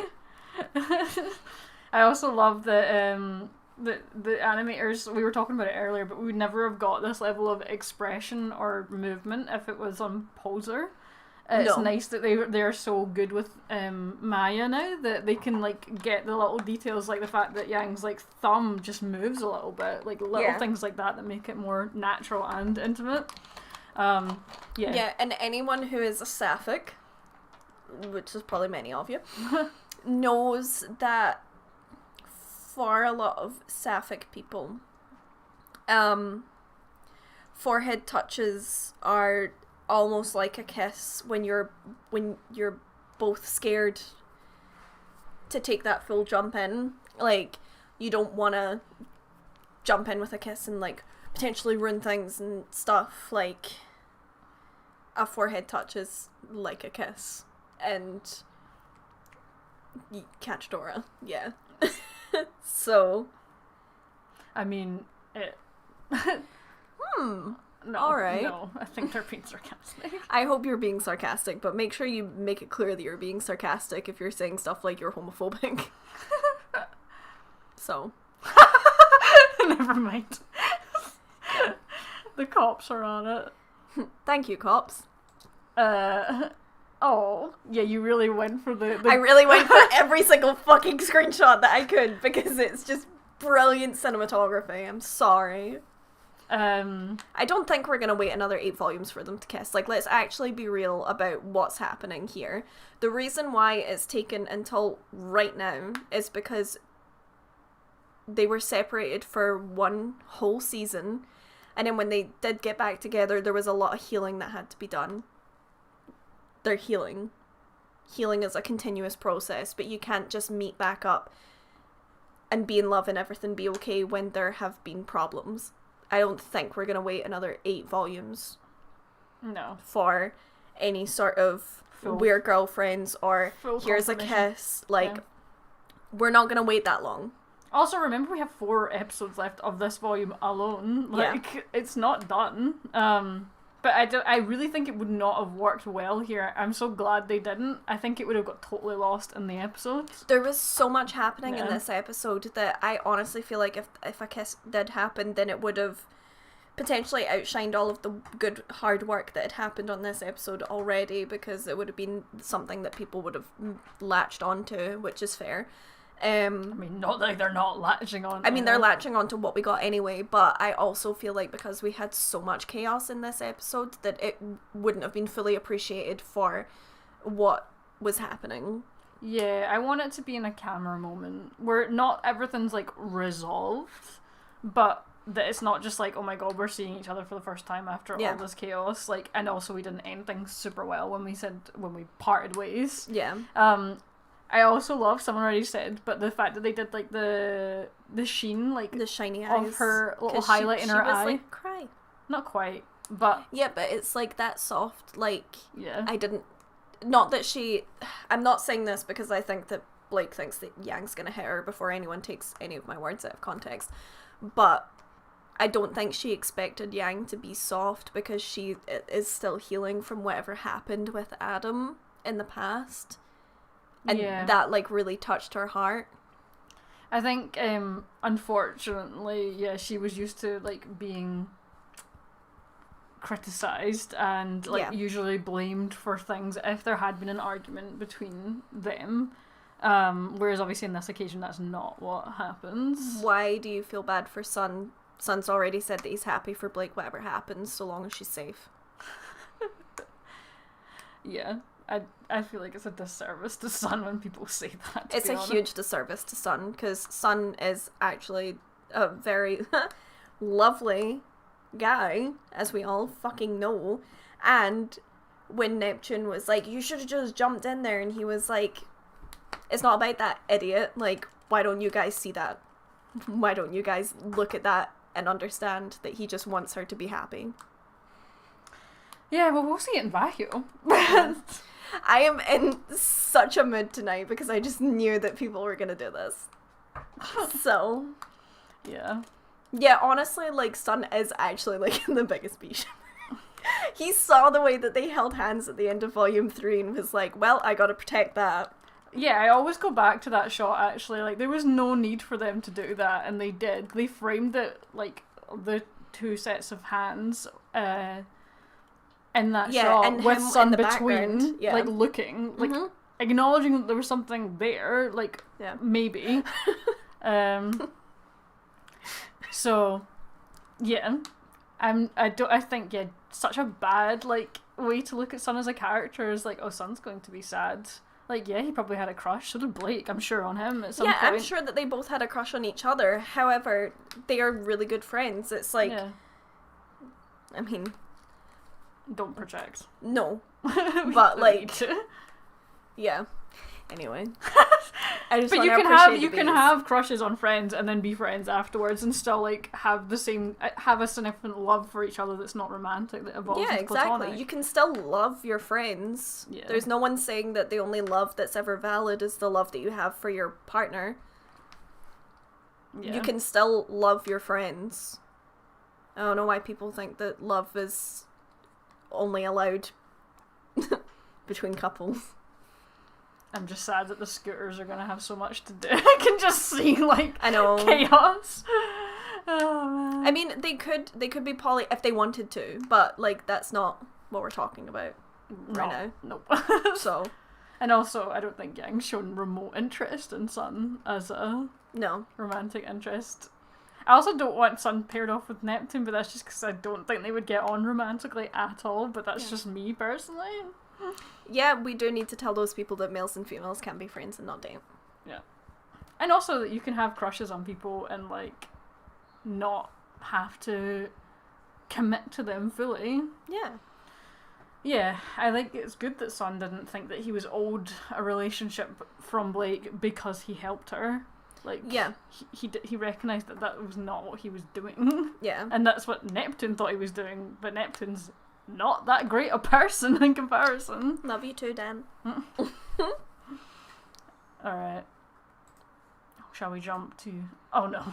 You went straight in. So did you not... You didn't get a little bit before? I'm sad. What bit before? So Yang does, like, a small expression before this that is, like, sort of reading Blake's face to kind of gauge what she's thinking and being like, hey, I am sorry. Yeah. We good. And then softens her expression to the little eyebrow quirk. When I was grabbing these screenshots, I didn't realise that there was such a shift in her face. Yeah, no, it was really subtle, to be fair. Like, it was just when I happened to be, like, getting, like, thumbnail-y stuff that I noticed it myself, and I was like, wow, they did, like, her face did a proper little transition. It was so quick and subtle. But I liked this was, like, a sort of only for Blake face that she did, which I really like. This is a softness that she wouldn't show anyone else. Maybe RWBY, because RWBY's her sister. But this is like a specific type of softness. Yeah. You know? Yeah.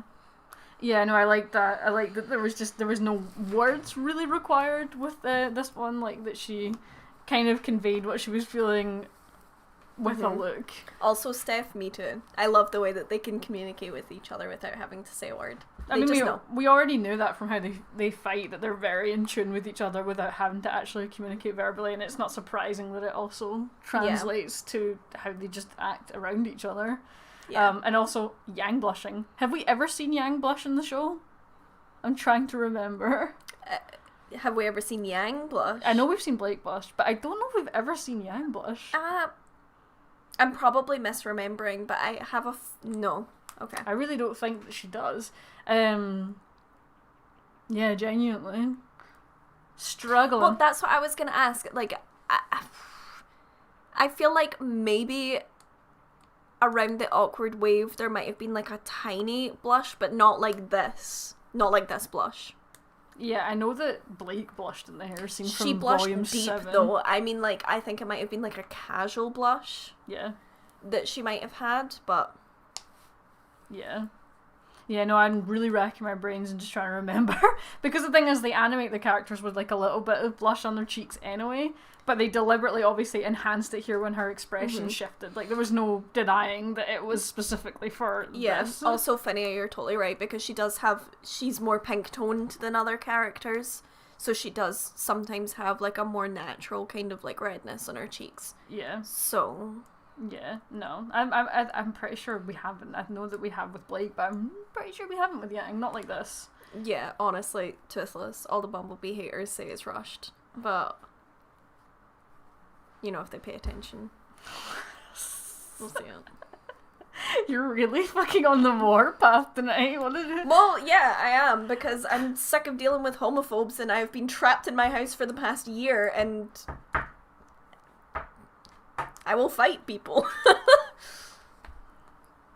I was gonna make a joke about you having a bee in your bonnet. I do have a bee in my bonnet. She angry. I've literally been stuck in my house for a year and I haven't had my usual people that I can have little like complaining sessions to when I see them in person about things that annoy me. The only people that I can talk to about it are Kelly, and I'm sure you're sick of it by now.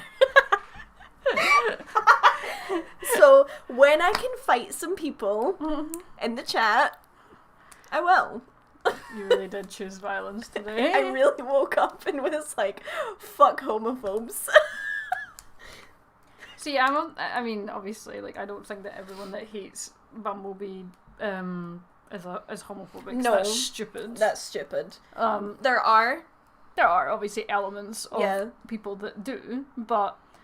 Like, I think it's when people get so aggressive about it on other people's stuff that I'm like, what are you doing? Like, if you don't like it, just leave it alone.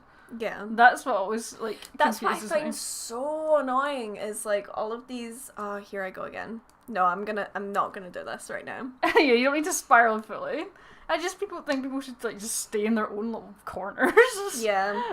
I was about to, like, really go off, but... No, it's not necessary. We have a great scene. Like, let's just enjoy Nora's the scene. still in bed, but she does have her outfit on, so... Yeah. I'm not gonna probably make a video on this, though, because I've already done that shit. And I still get You can maybe make a continued... Give it like another couple of volumes before I ever do a video essay again. Like, the comments still annoy me that I get sometimes, and it's like years afterwards. I know. So... Yeah, but like what I was meaning is you can make like a follow-up version when we actually have like confirmation where they say like we're dating or there's a kiss or whatever, and then you can do like the in-between parts. Yeah. This was soft. So I think Blake did like a little unsure face here, and then like Softened. Properly read Yang's expression and was like, we're good. We're good. Yeah, they both said sorry and I forgive you to each other without talking. Yeah. And... Yeah, it's not that weird that they communicate without talking though. It's just been shown that that's something Allie, yeah, drinks the height different juice. Yeah. Yes. It was just a really nice little scene. And this really does emphasise the height difference actually, oh my god. It really does. It's not like Blake's not got heels. I know, Blake has heels on and Yang has combat boots. Sure, they have some height, but it's a flat height. Whereas Blake has heels, which will give her more actual, like... And it's still not enough. So. Yeah, and then they did a gay thing. Dora, like good I'm analysis. going to move you first. Oh, are you going to fire the cannon? I mean, to be fair, this is not the full thing that we have. For when we finally get like proper confirmation, like the kiss, the full shebang. Yep. Then we have more. We have more. But we could probably order another one of these. Oh, we could definitely order another one of those. But it Poor also Jorah's says, gonna have a heart attack. It also says don't fire it directly in someone's face, so I need you to keep looking at the screen. Are you going to shoot this in my face? Well, I'm gonna fire it straight up, but I feel like it might make a hell of a noise. Jorah, so back up. We have a cannon. Because as far as I'm concerned, it's canon. Oh god. Oh man. Oh, you fucked it, Senna. I don't know. You fucked it. That way? Oh. I am Oh my god. You're ruining this for all of us. I can't actually move it. Help me. Am I gonna have to fire the heavy cannon? Right next to the microphone. Rotate in the direction of the arrows. Fuck. It's the other way. Wait, this way? It doesn't twist. Oh my god, I you know. can't get her cannon. Right. This is definitely a bad idea. I feel like it's just gonna go off when we don't expect it. Yeah. I feel like I might need to take this off to turn it. Yeah, this is just gonna go off without us expecting it now.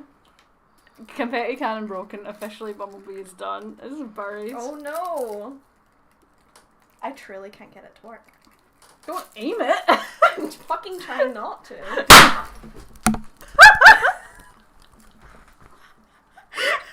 That was more confetti than I expected.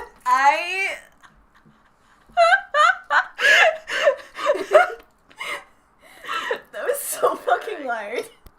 Jorah didn't even care. He's not even bothered. So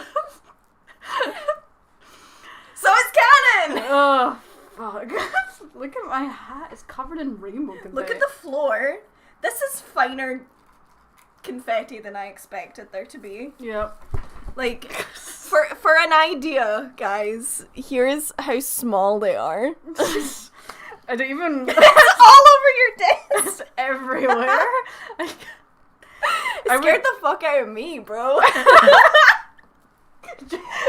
Jorah's not fussed. Baby, come here. Oh, man. No, he is scared. Oh, Poor release baby, him. I'm Release him from the room. sorry. You would insist on being here. Mwah. You're okay, aren't you? Oh, he has confetti on his nose. Oh, man. Here, I will open the door, and if you would like to wander, there's so much. You have so much confetti on you. Wow. You should see the floor. I mean, the floor is my seat.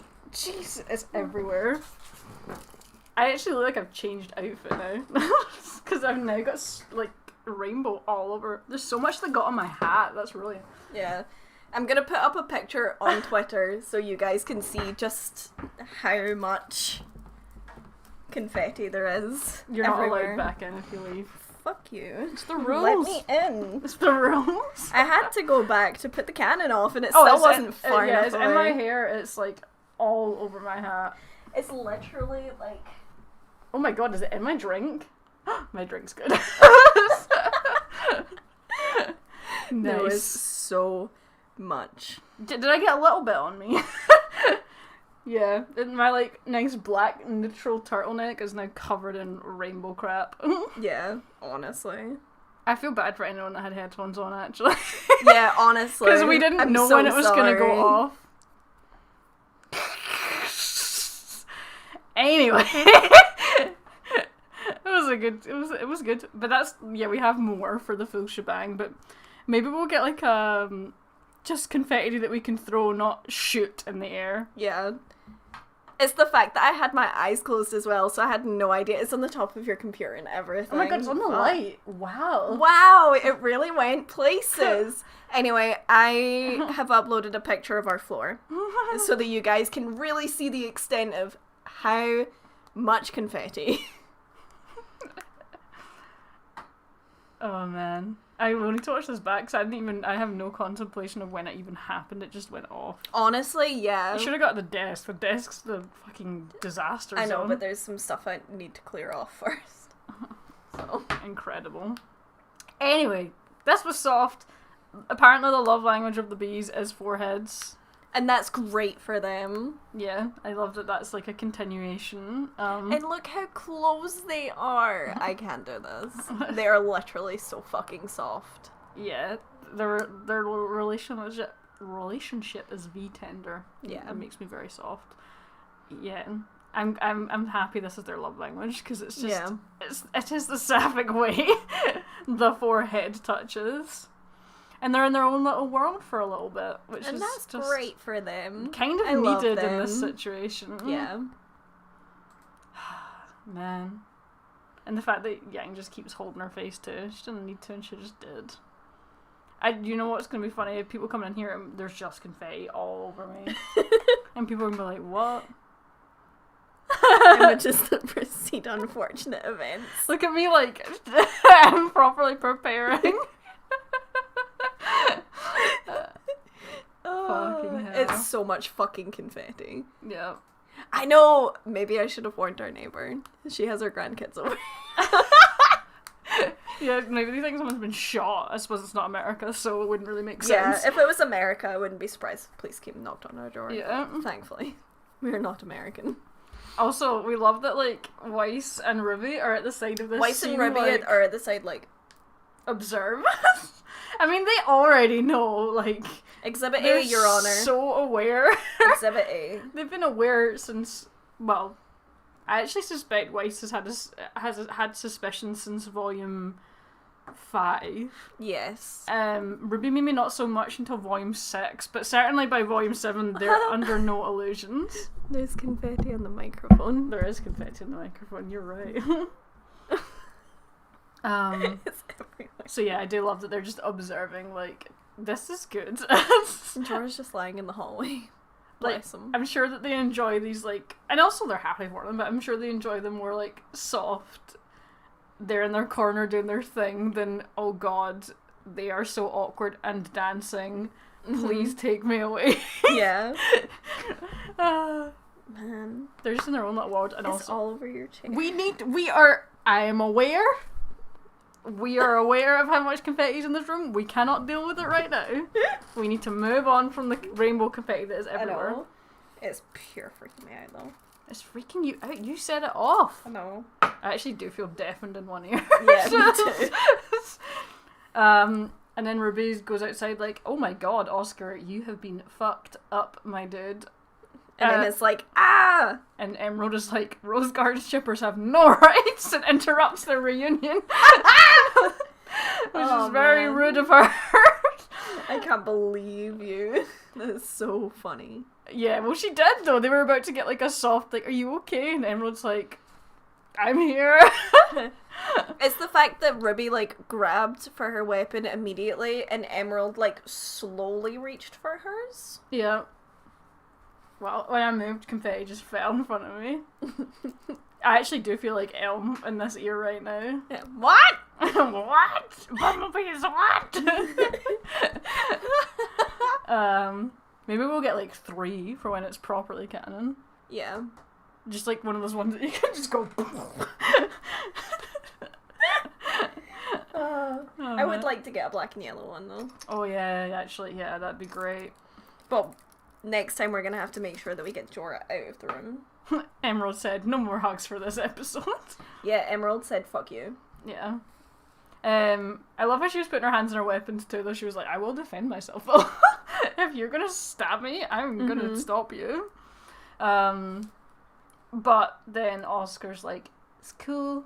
She's not really on our side, but she's not on the bad side, so... Yeah, just... like, she's actually here with us. Yeah. Don't worry about it. And then May calls them and is like, kids, what the fuck is going on?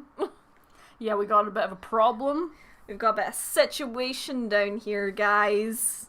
So, yeah, obviously the last that we saw May was she was going to the crater. Presumably she has reunited with the rest of the Happy Huntresses, other than Robin, and they're like, cool, we're gonna get some drones and we're gonna evacuate Mantle. Yep. But instead she has to try and corral everyone into the mines, yeah. Which is where I think the apathy is actually hiding. Why would they be down there? They were on Atlas. They might have snuck down. Snuck? What do you mean? Snucketh down. What? Atlas is so high up. What do you mean? I still think that they might be in the mines. Don't ask me how. I am. You said that. Don't ask me how. I am going to ask. How did they sneak? They snuck down the tubes. Don't the tubes go up only? You say that like the apathy care. No, but I mean it wouldn't work. Says who? Like it would just shoot them back up. Says who? So they'd be like. Yeah, I think you're talking shit. I don't. I just love that you were like, they'll sneak, and I'm just imagining them crawling off the edge of Atlas and just fucking plummeting and splishing as they land. Yeah, the apathy do ignore physics, bro. They don't care for physics, so it doesn't exist. They fall and then they grab each other's long limbs and like paraglide down, like in a circle formation. Stealth. Wow. That's exactly how it happened. Fucking hell. The paragliders of the apathy. Oh, they link with each other. That's what I mean. Yeah, like all their long arms in a big circle, like falling down. Whew. Yeah. They've got the limbs. They got the stretchable limbs that they can do that shit. No, I genuinely do think that they're in the mines. No, they're not. Well, we'll see who's right then. Me. They're not in the fucking mines. Well, I think they are. So apathy, where we drop it. Yeah, you acted like they're like getting launched off of Atlas. They would have no inclination to do that. They got shot up into the fucking air. Why would they want to go down? Anyway, let's keep going.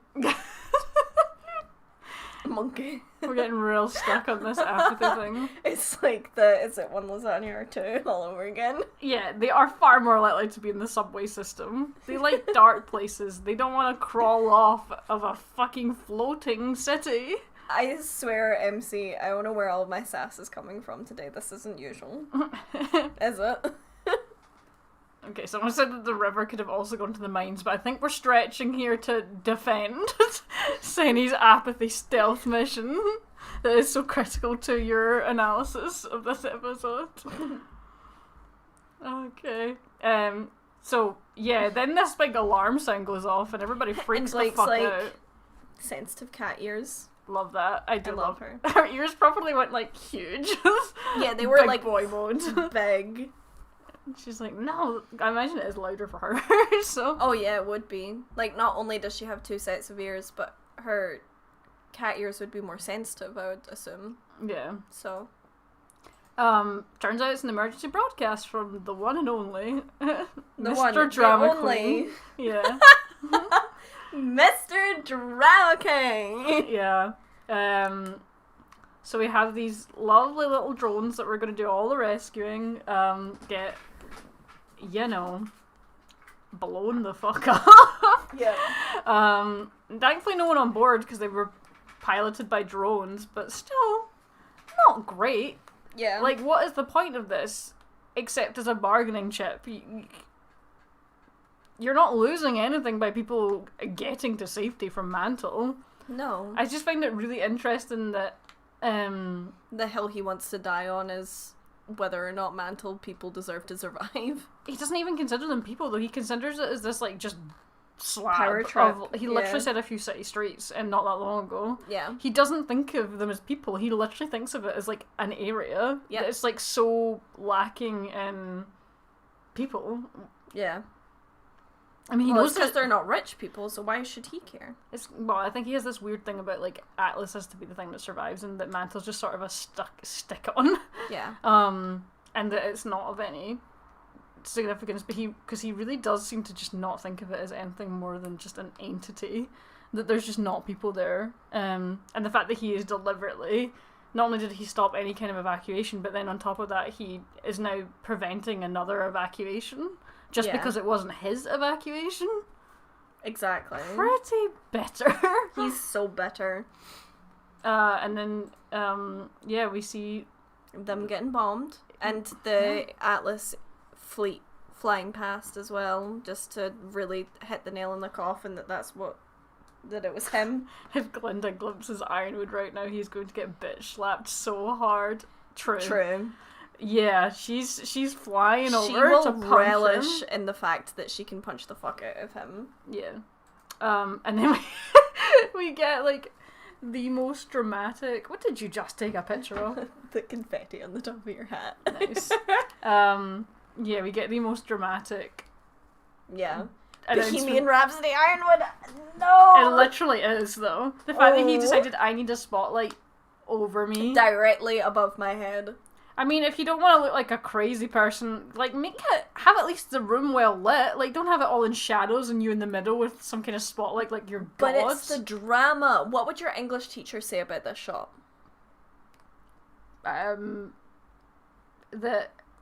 What? Sorry, I was trying to read the super chat. Oh. Ironwood may be off the deep end, but shouted Jason Rose. Seriously, great acting. Yeah. Brilliant. Absolutely stunning. What would your English teacher have to say about this shot if it was an analysis? I didn't do media analysis in school with my English teacher. You never were forced to? No. What the fuck? Nope. I did it all in uni. Okay, what would uni say? Sorry. What would uni say about this? Well, that obviously, yeah, Ironwood is in the dark on most things, and that he's also trying to portray himself here as the savior. He's putting himself in, like, holy light, and that he is the only salvation now. Yep. Like, he's literally covering himself in god rays here and the darkness all around him. Mm-hmm. Basically, he's saying, I'm going to save you from the darkness, and no one else is. Yeah. Despite the fact that because he's only covering himself in god rays, that he is actually the one that is completely in the dark, because he has lost all sense of himself and he is shrouded in darkness. His whole life is shrouded in darkness now. Yeah, and also he really has no allies to stand by him. He has no allies. There are hardly any highlights that actually, like, properly hit his face in these shots either. Mm-hmm. Like, they hit, like, a little bit of his forehead and, like, the top of his cheeks, but it's never for long. His head is always bowed forward, which for a man of the military who's taught to always have, like, a very straight back, the fact that he's dipping his head forward shows that he's a different man. Yeah. It's funny that this is how he wanted to project himself to his citizens in their hour of need, really. Yeah. Like, can you imagine if anyone tried to pull this shit in government stuff now? They'd be like, what? Yeah. Why are you doing the drama lightings? What is this? Something I'd expect off of. Actually, that's true. Yeah. There are some particular leaders that I would be like, yeah, they would do that. And y'all know who. And then we get this cut to the projection on the big screen in the Schnee manor. With the boys looking, and Emerald crosses her arms as well. Yeah. Because she's probably thinking to herself, like, God, and I thought Salem was the big enemy, and now this guy's literally like, I'm gonna bomb Mantle. What the fuck? Yeah, he's centrally using the people of Mantle to blackmail Penny into appearing. Yeah, Blake is right next to Yang there. You're absolutely right. Just chilling. And then we obviously see these two watching the same broadcast. Yep. We've been like, ooh. Yeah, they do like a look to each other. I don't think I got that. But like right after this, they look at each other because they're probably like, no, I didn't. This wasn't on my bingo card. Was it on yours? Yeah, a little bit. And then also been like, well, we can take advantage of this. Yeah, we can take advantage of this because he's fucking crazy. And then we have poor Nora, who Ren obviously asks where Nora is. We haven't seen them see each other. That's going to be angsty as fuck. That's going to be a next. Injured. Yeah. Yeah, she's watching the broadcast and then looks over to a still unconscious Penny, who is extremely unconscious.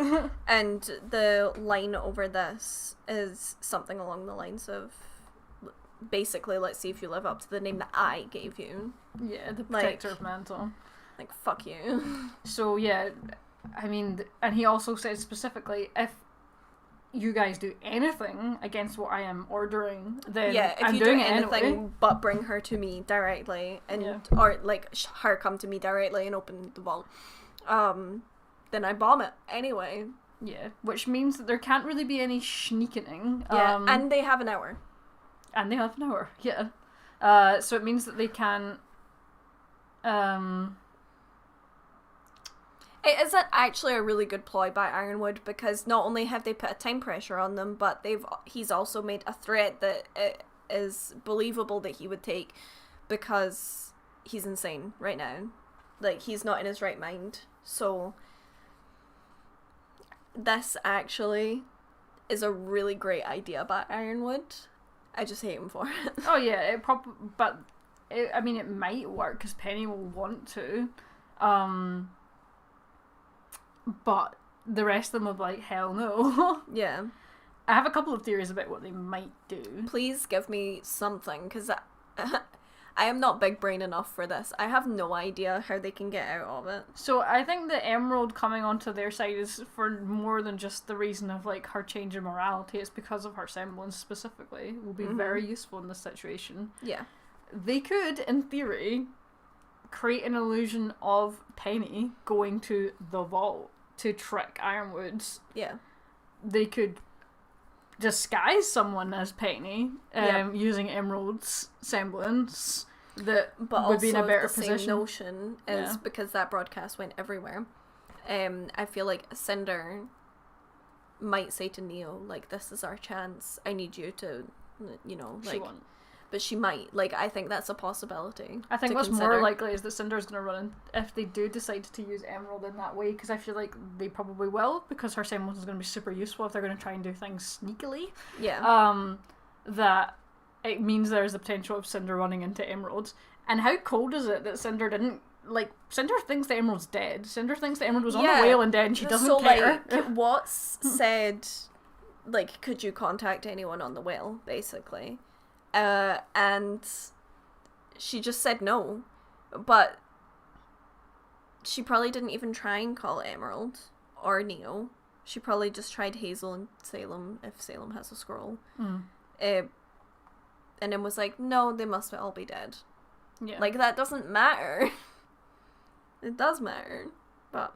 Yeah, but it's just interesting that she really didn't seem to care. Like, Emerald never even crossed her mind. We still haven't figured out what Aaron was screaming about, that she needed a few days off for her voice. But we have 4 episodes left to find out. Yeah. We might still learn. Yeah. Terrifying. Yeah.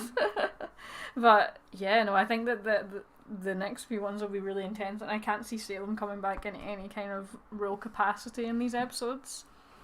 I feel like she's kind of done for the volume for now. Because it makes sense. If Ozpin was going to store up magic for fucking ages, then he wants it to be a definitive enough blow that they have time to really regroup. And right now they can't do that because of Ironwood. Yeah. Then, unfortunately, we don't have any more confetti cans to lift the mood. However, I will... Once I've cleared some things away from the desk and the surrounding area so that I can really fully show you how much confetti there is around the room, then hopefully that will lift your spirits a little bit. There's so much confetti in this room. It cannot be overstated how much confetti is in this room. Yep. Like, it's on top of the actual, like, computer. It's on the light. It's on top of Kelly's hat. Thanks for doing that. All over the floor, all over the desk, keyboard, everything. Yeah. Everywhere. All over your chair. I don't think there's as much on my chair. We get it. It's everywhere. It's everywhere. You're just going to tell it in every single location that it is. Oh, yeah. Yeah. Because that's how my brain operates. Oh, no. So. Well, I'm going to press the stop button for Please you. do. Okay. Please fucking do. But yeah, I'd be curious to see what you guys thought of the episode and where you think things might go for the last 4 episodes of Volume 8. I know. How is it going to end, guys? What do you think? We do have another episode next week. We have at least 4. We have at least 4. So, yeah. Potentially still a lot could happen in 4 episodes, given that we have had, episode 8, 9, 10. We've had 3 episodes since they came back from the hiatus after winter, Christmas time. So, yeah, I mean, that was a lot in 3 episodes, so they've still got 4 left. Mm-hmm. So a lot could happen, but yeah, I think the things will swing towards Ironwood now, because I think whatever happens with Ironwood has to be resolved in this volume. We can't have Ironwood as a lingering thing. I don't think it's going to linger on, to be honest. Like, yeah, I feel like Ironwood could die. Me too. I mean, I think it'd be better if they could take him into custody. Absolutely, I agree. But whatever it is, his arc is... This is the end of it. Yeah. Whatever happens with it, I think it can't really go beyond this volume because there's not really scope for it. Mm-hmm.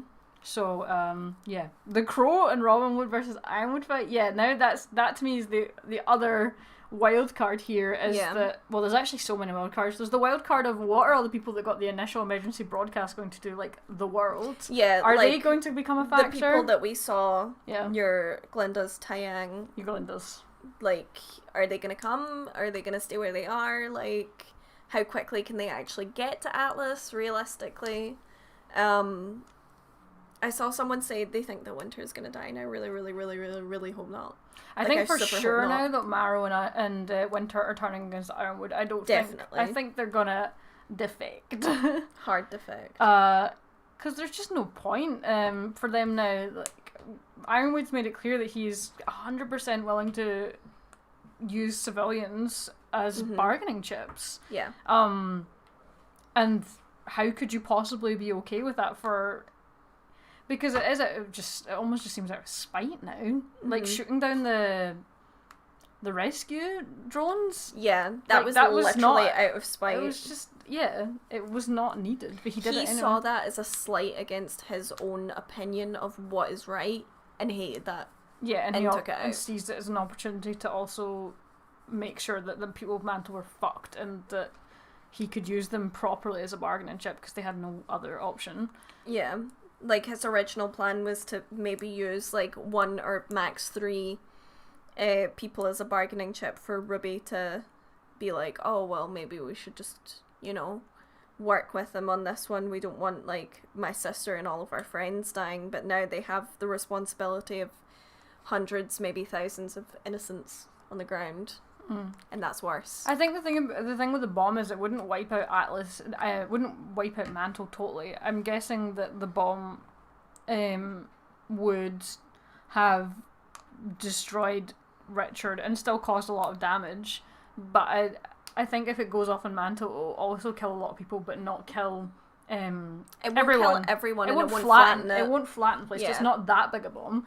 But the issue is that everybody in Mantle, as we know, has been crowded into one location at the crater, which he'll know, so he can just put the bomb in the fucking crater. Yeah. Like, effectively wiping out the civilian population of Mantle without having to actually wipe out the entire infrastructure in town. Yeah, and without even having to barely lift a finger. Yeah, like, they're literally like fucking fish in a barrel right now. Exactly. Like, if he did do it in the crater, then obviously there's all the dust and yeah, mines. I didn't even think of that. Yeah, if the they're chain in the reaction. mines too. So, like, it would be a really fucking terrible situation, and not one that I want to see. That's terrible, actually. I didn't even think of that. But yeah, of course, if that bomb goes anywhere near the dust in those mines, it would be a chain reaction. It would be a crazy big explosion. Yeah. Which would be stupid, because it could literally send Atlas, like, yeah, exactly. Just the energy that would come off of an explosion like that. I mean, we saw what it did with Amity.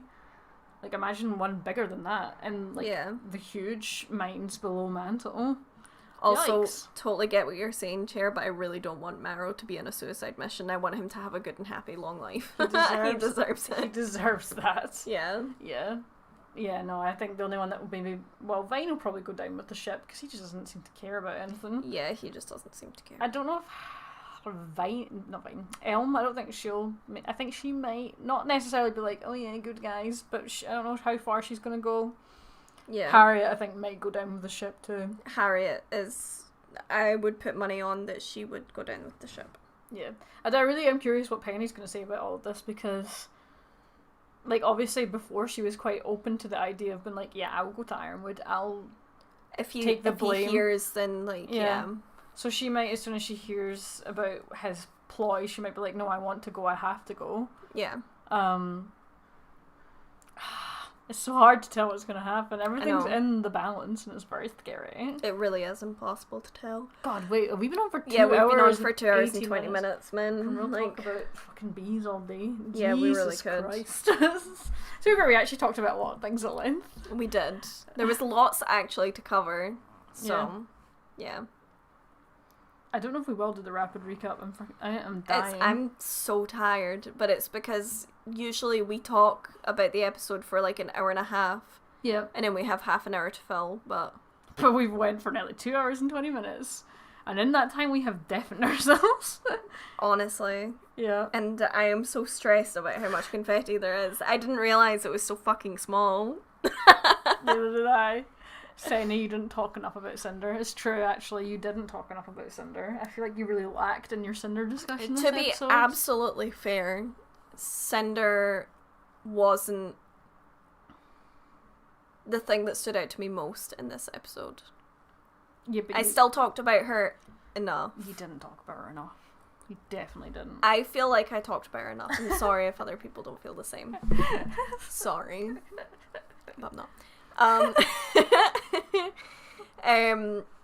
But like the bees, man, they have my heart.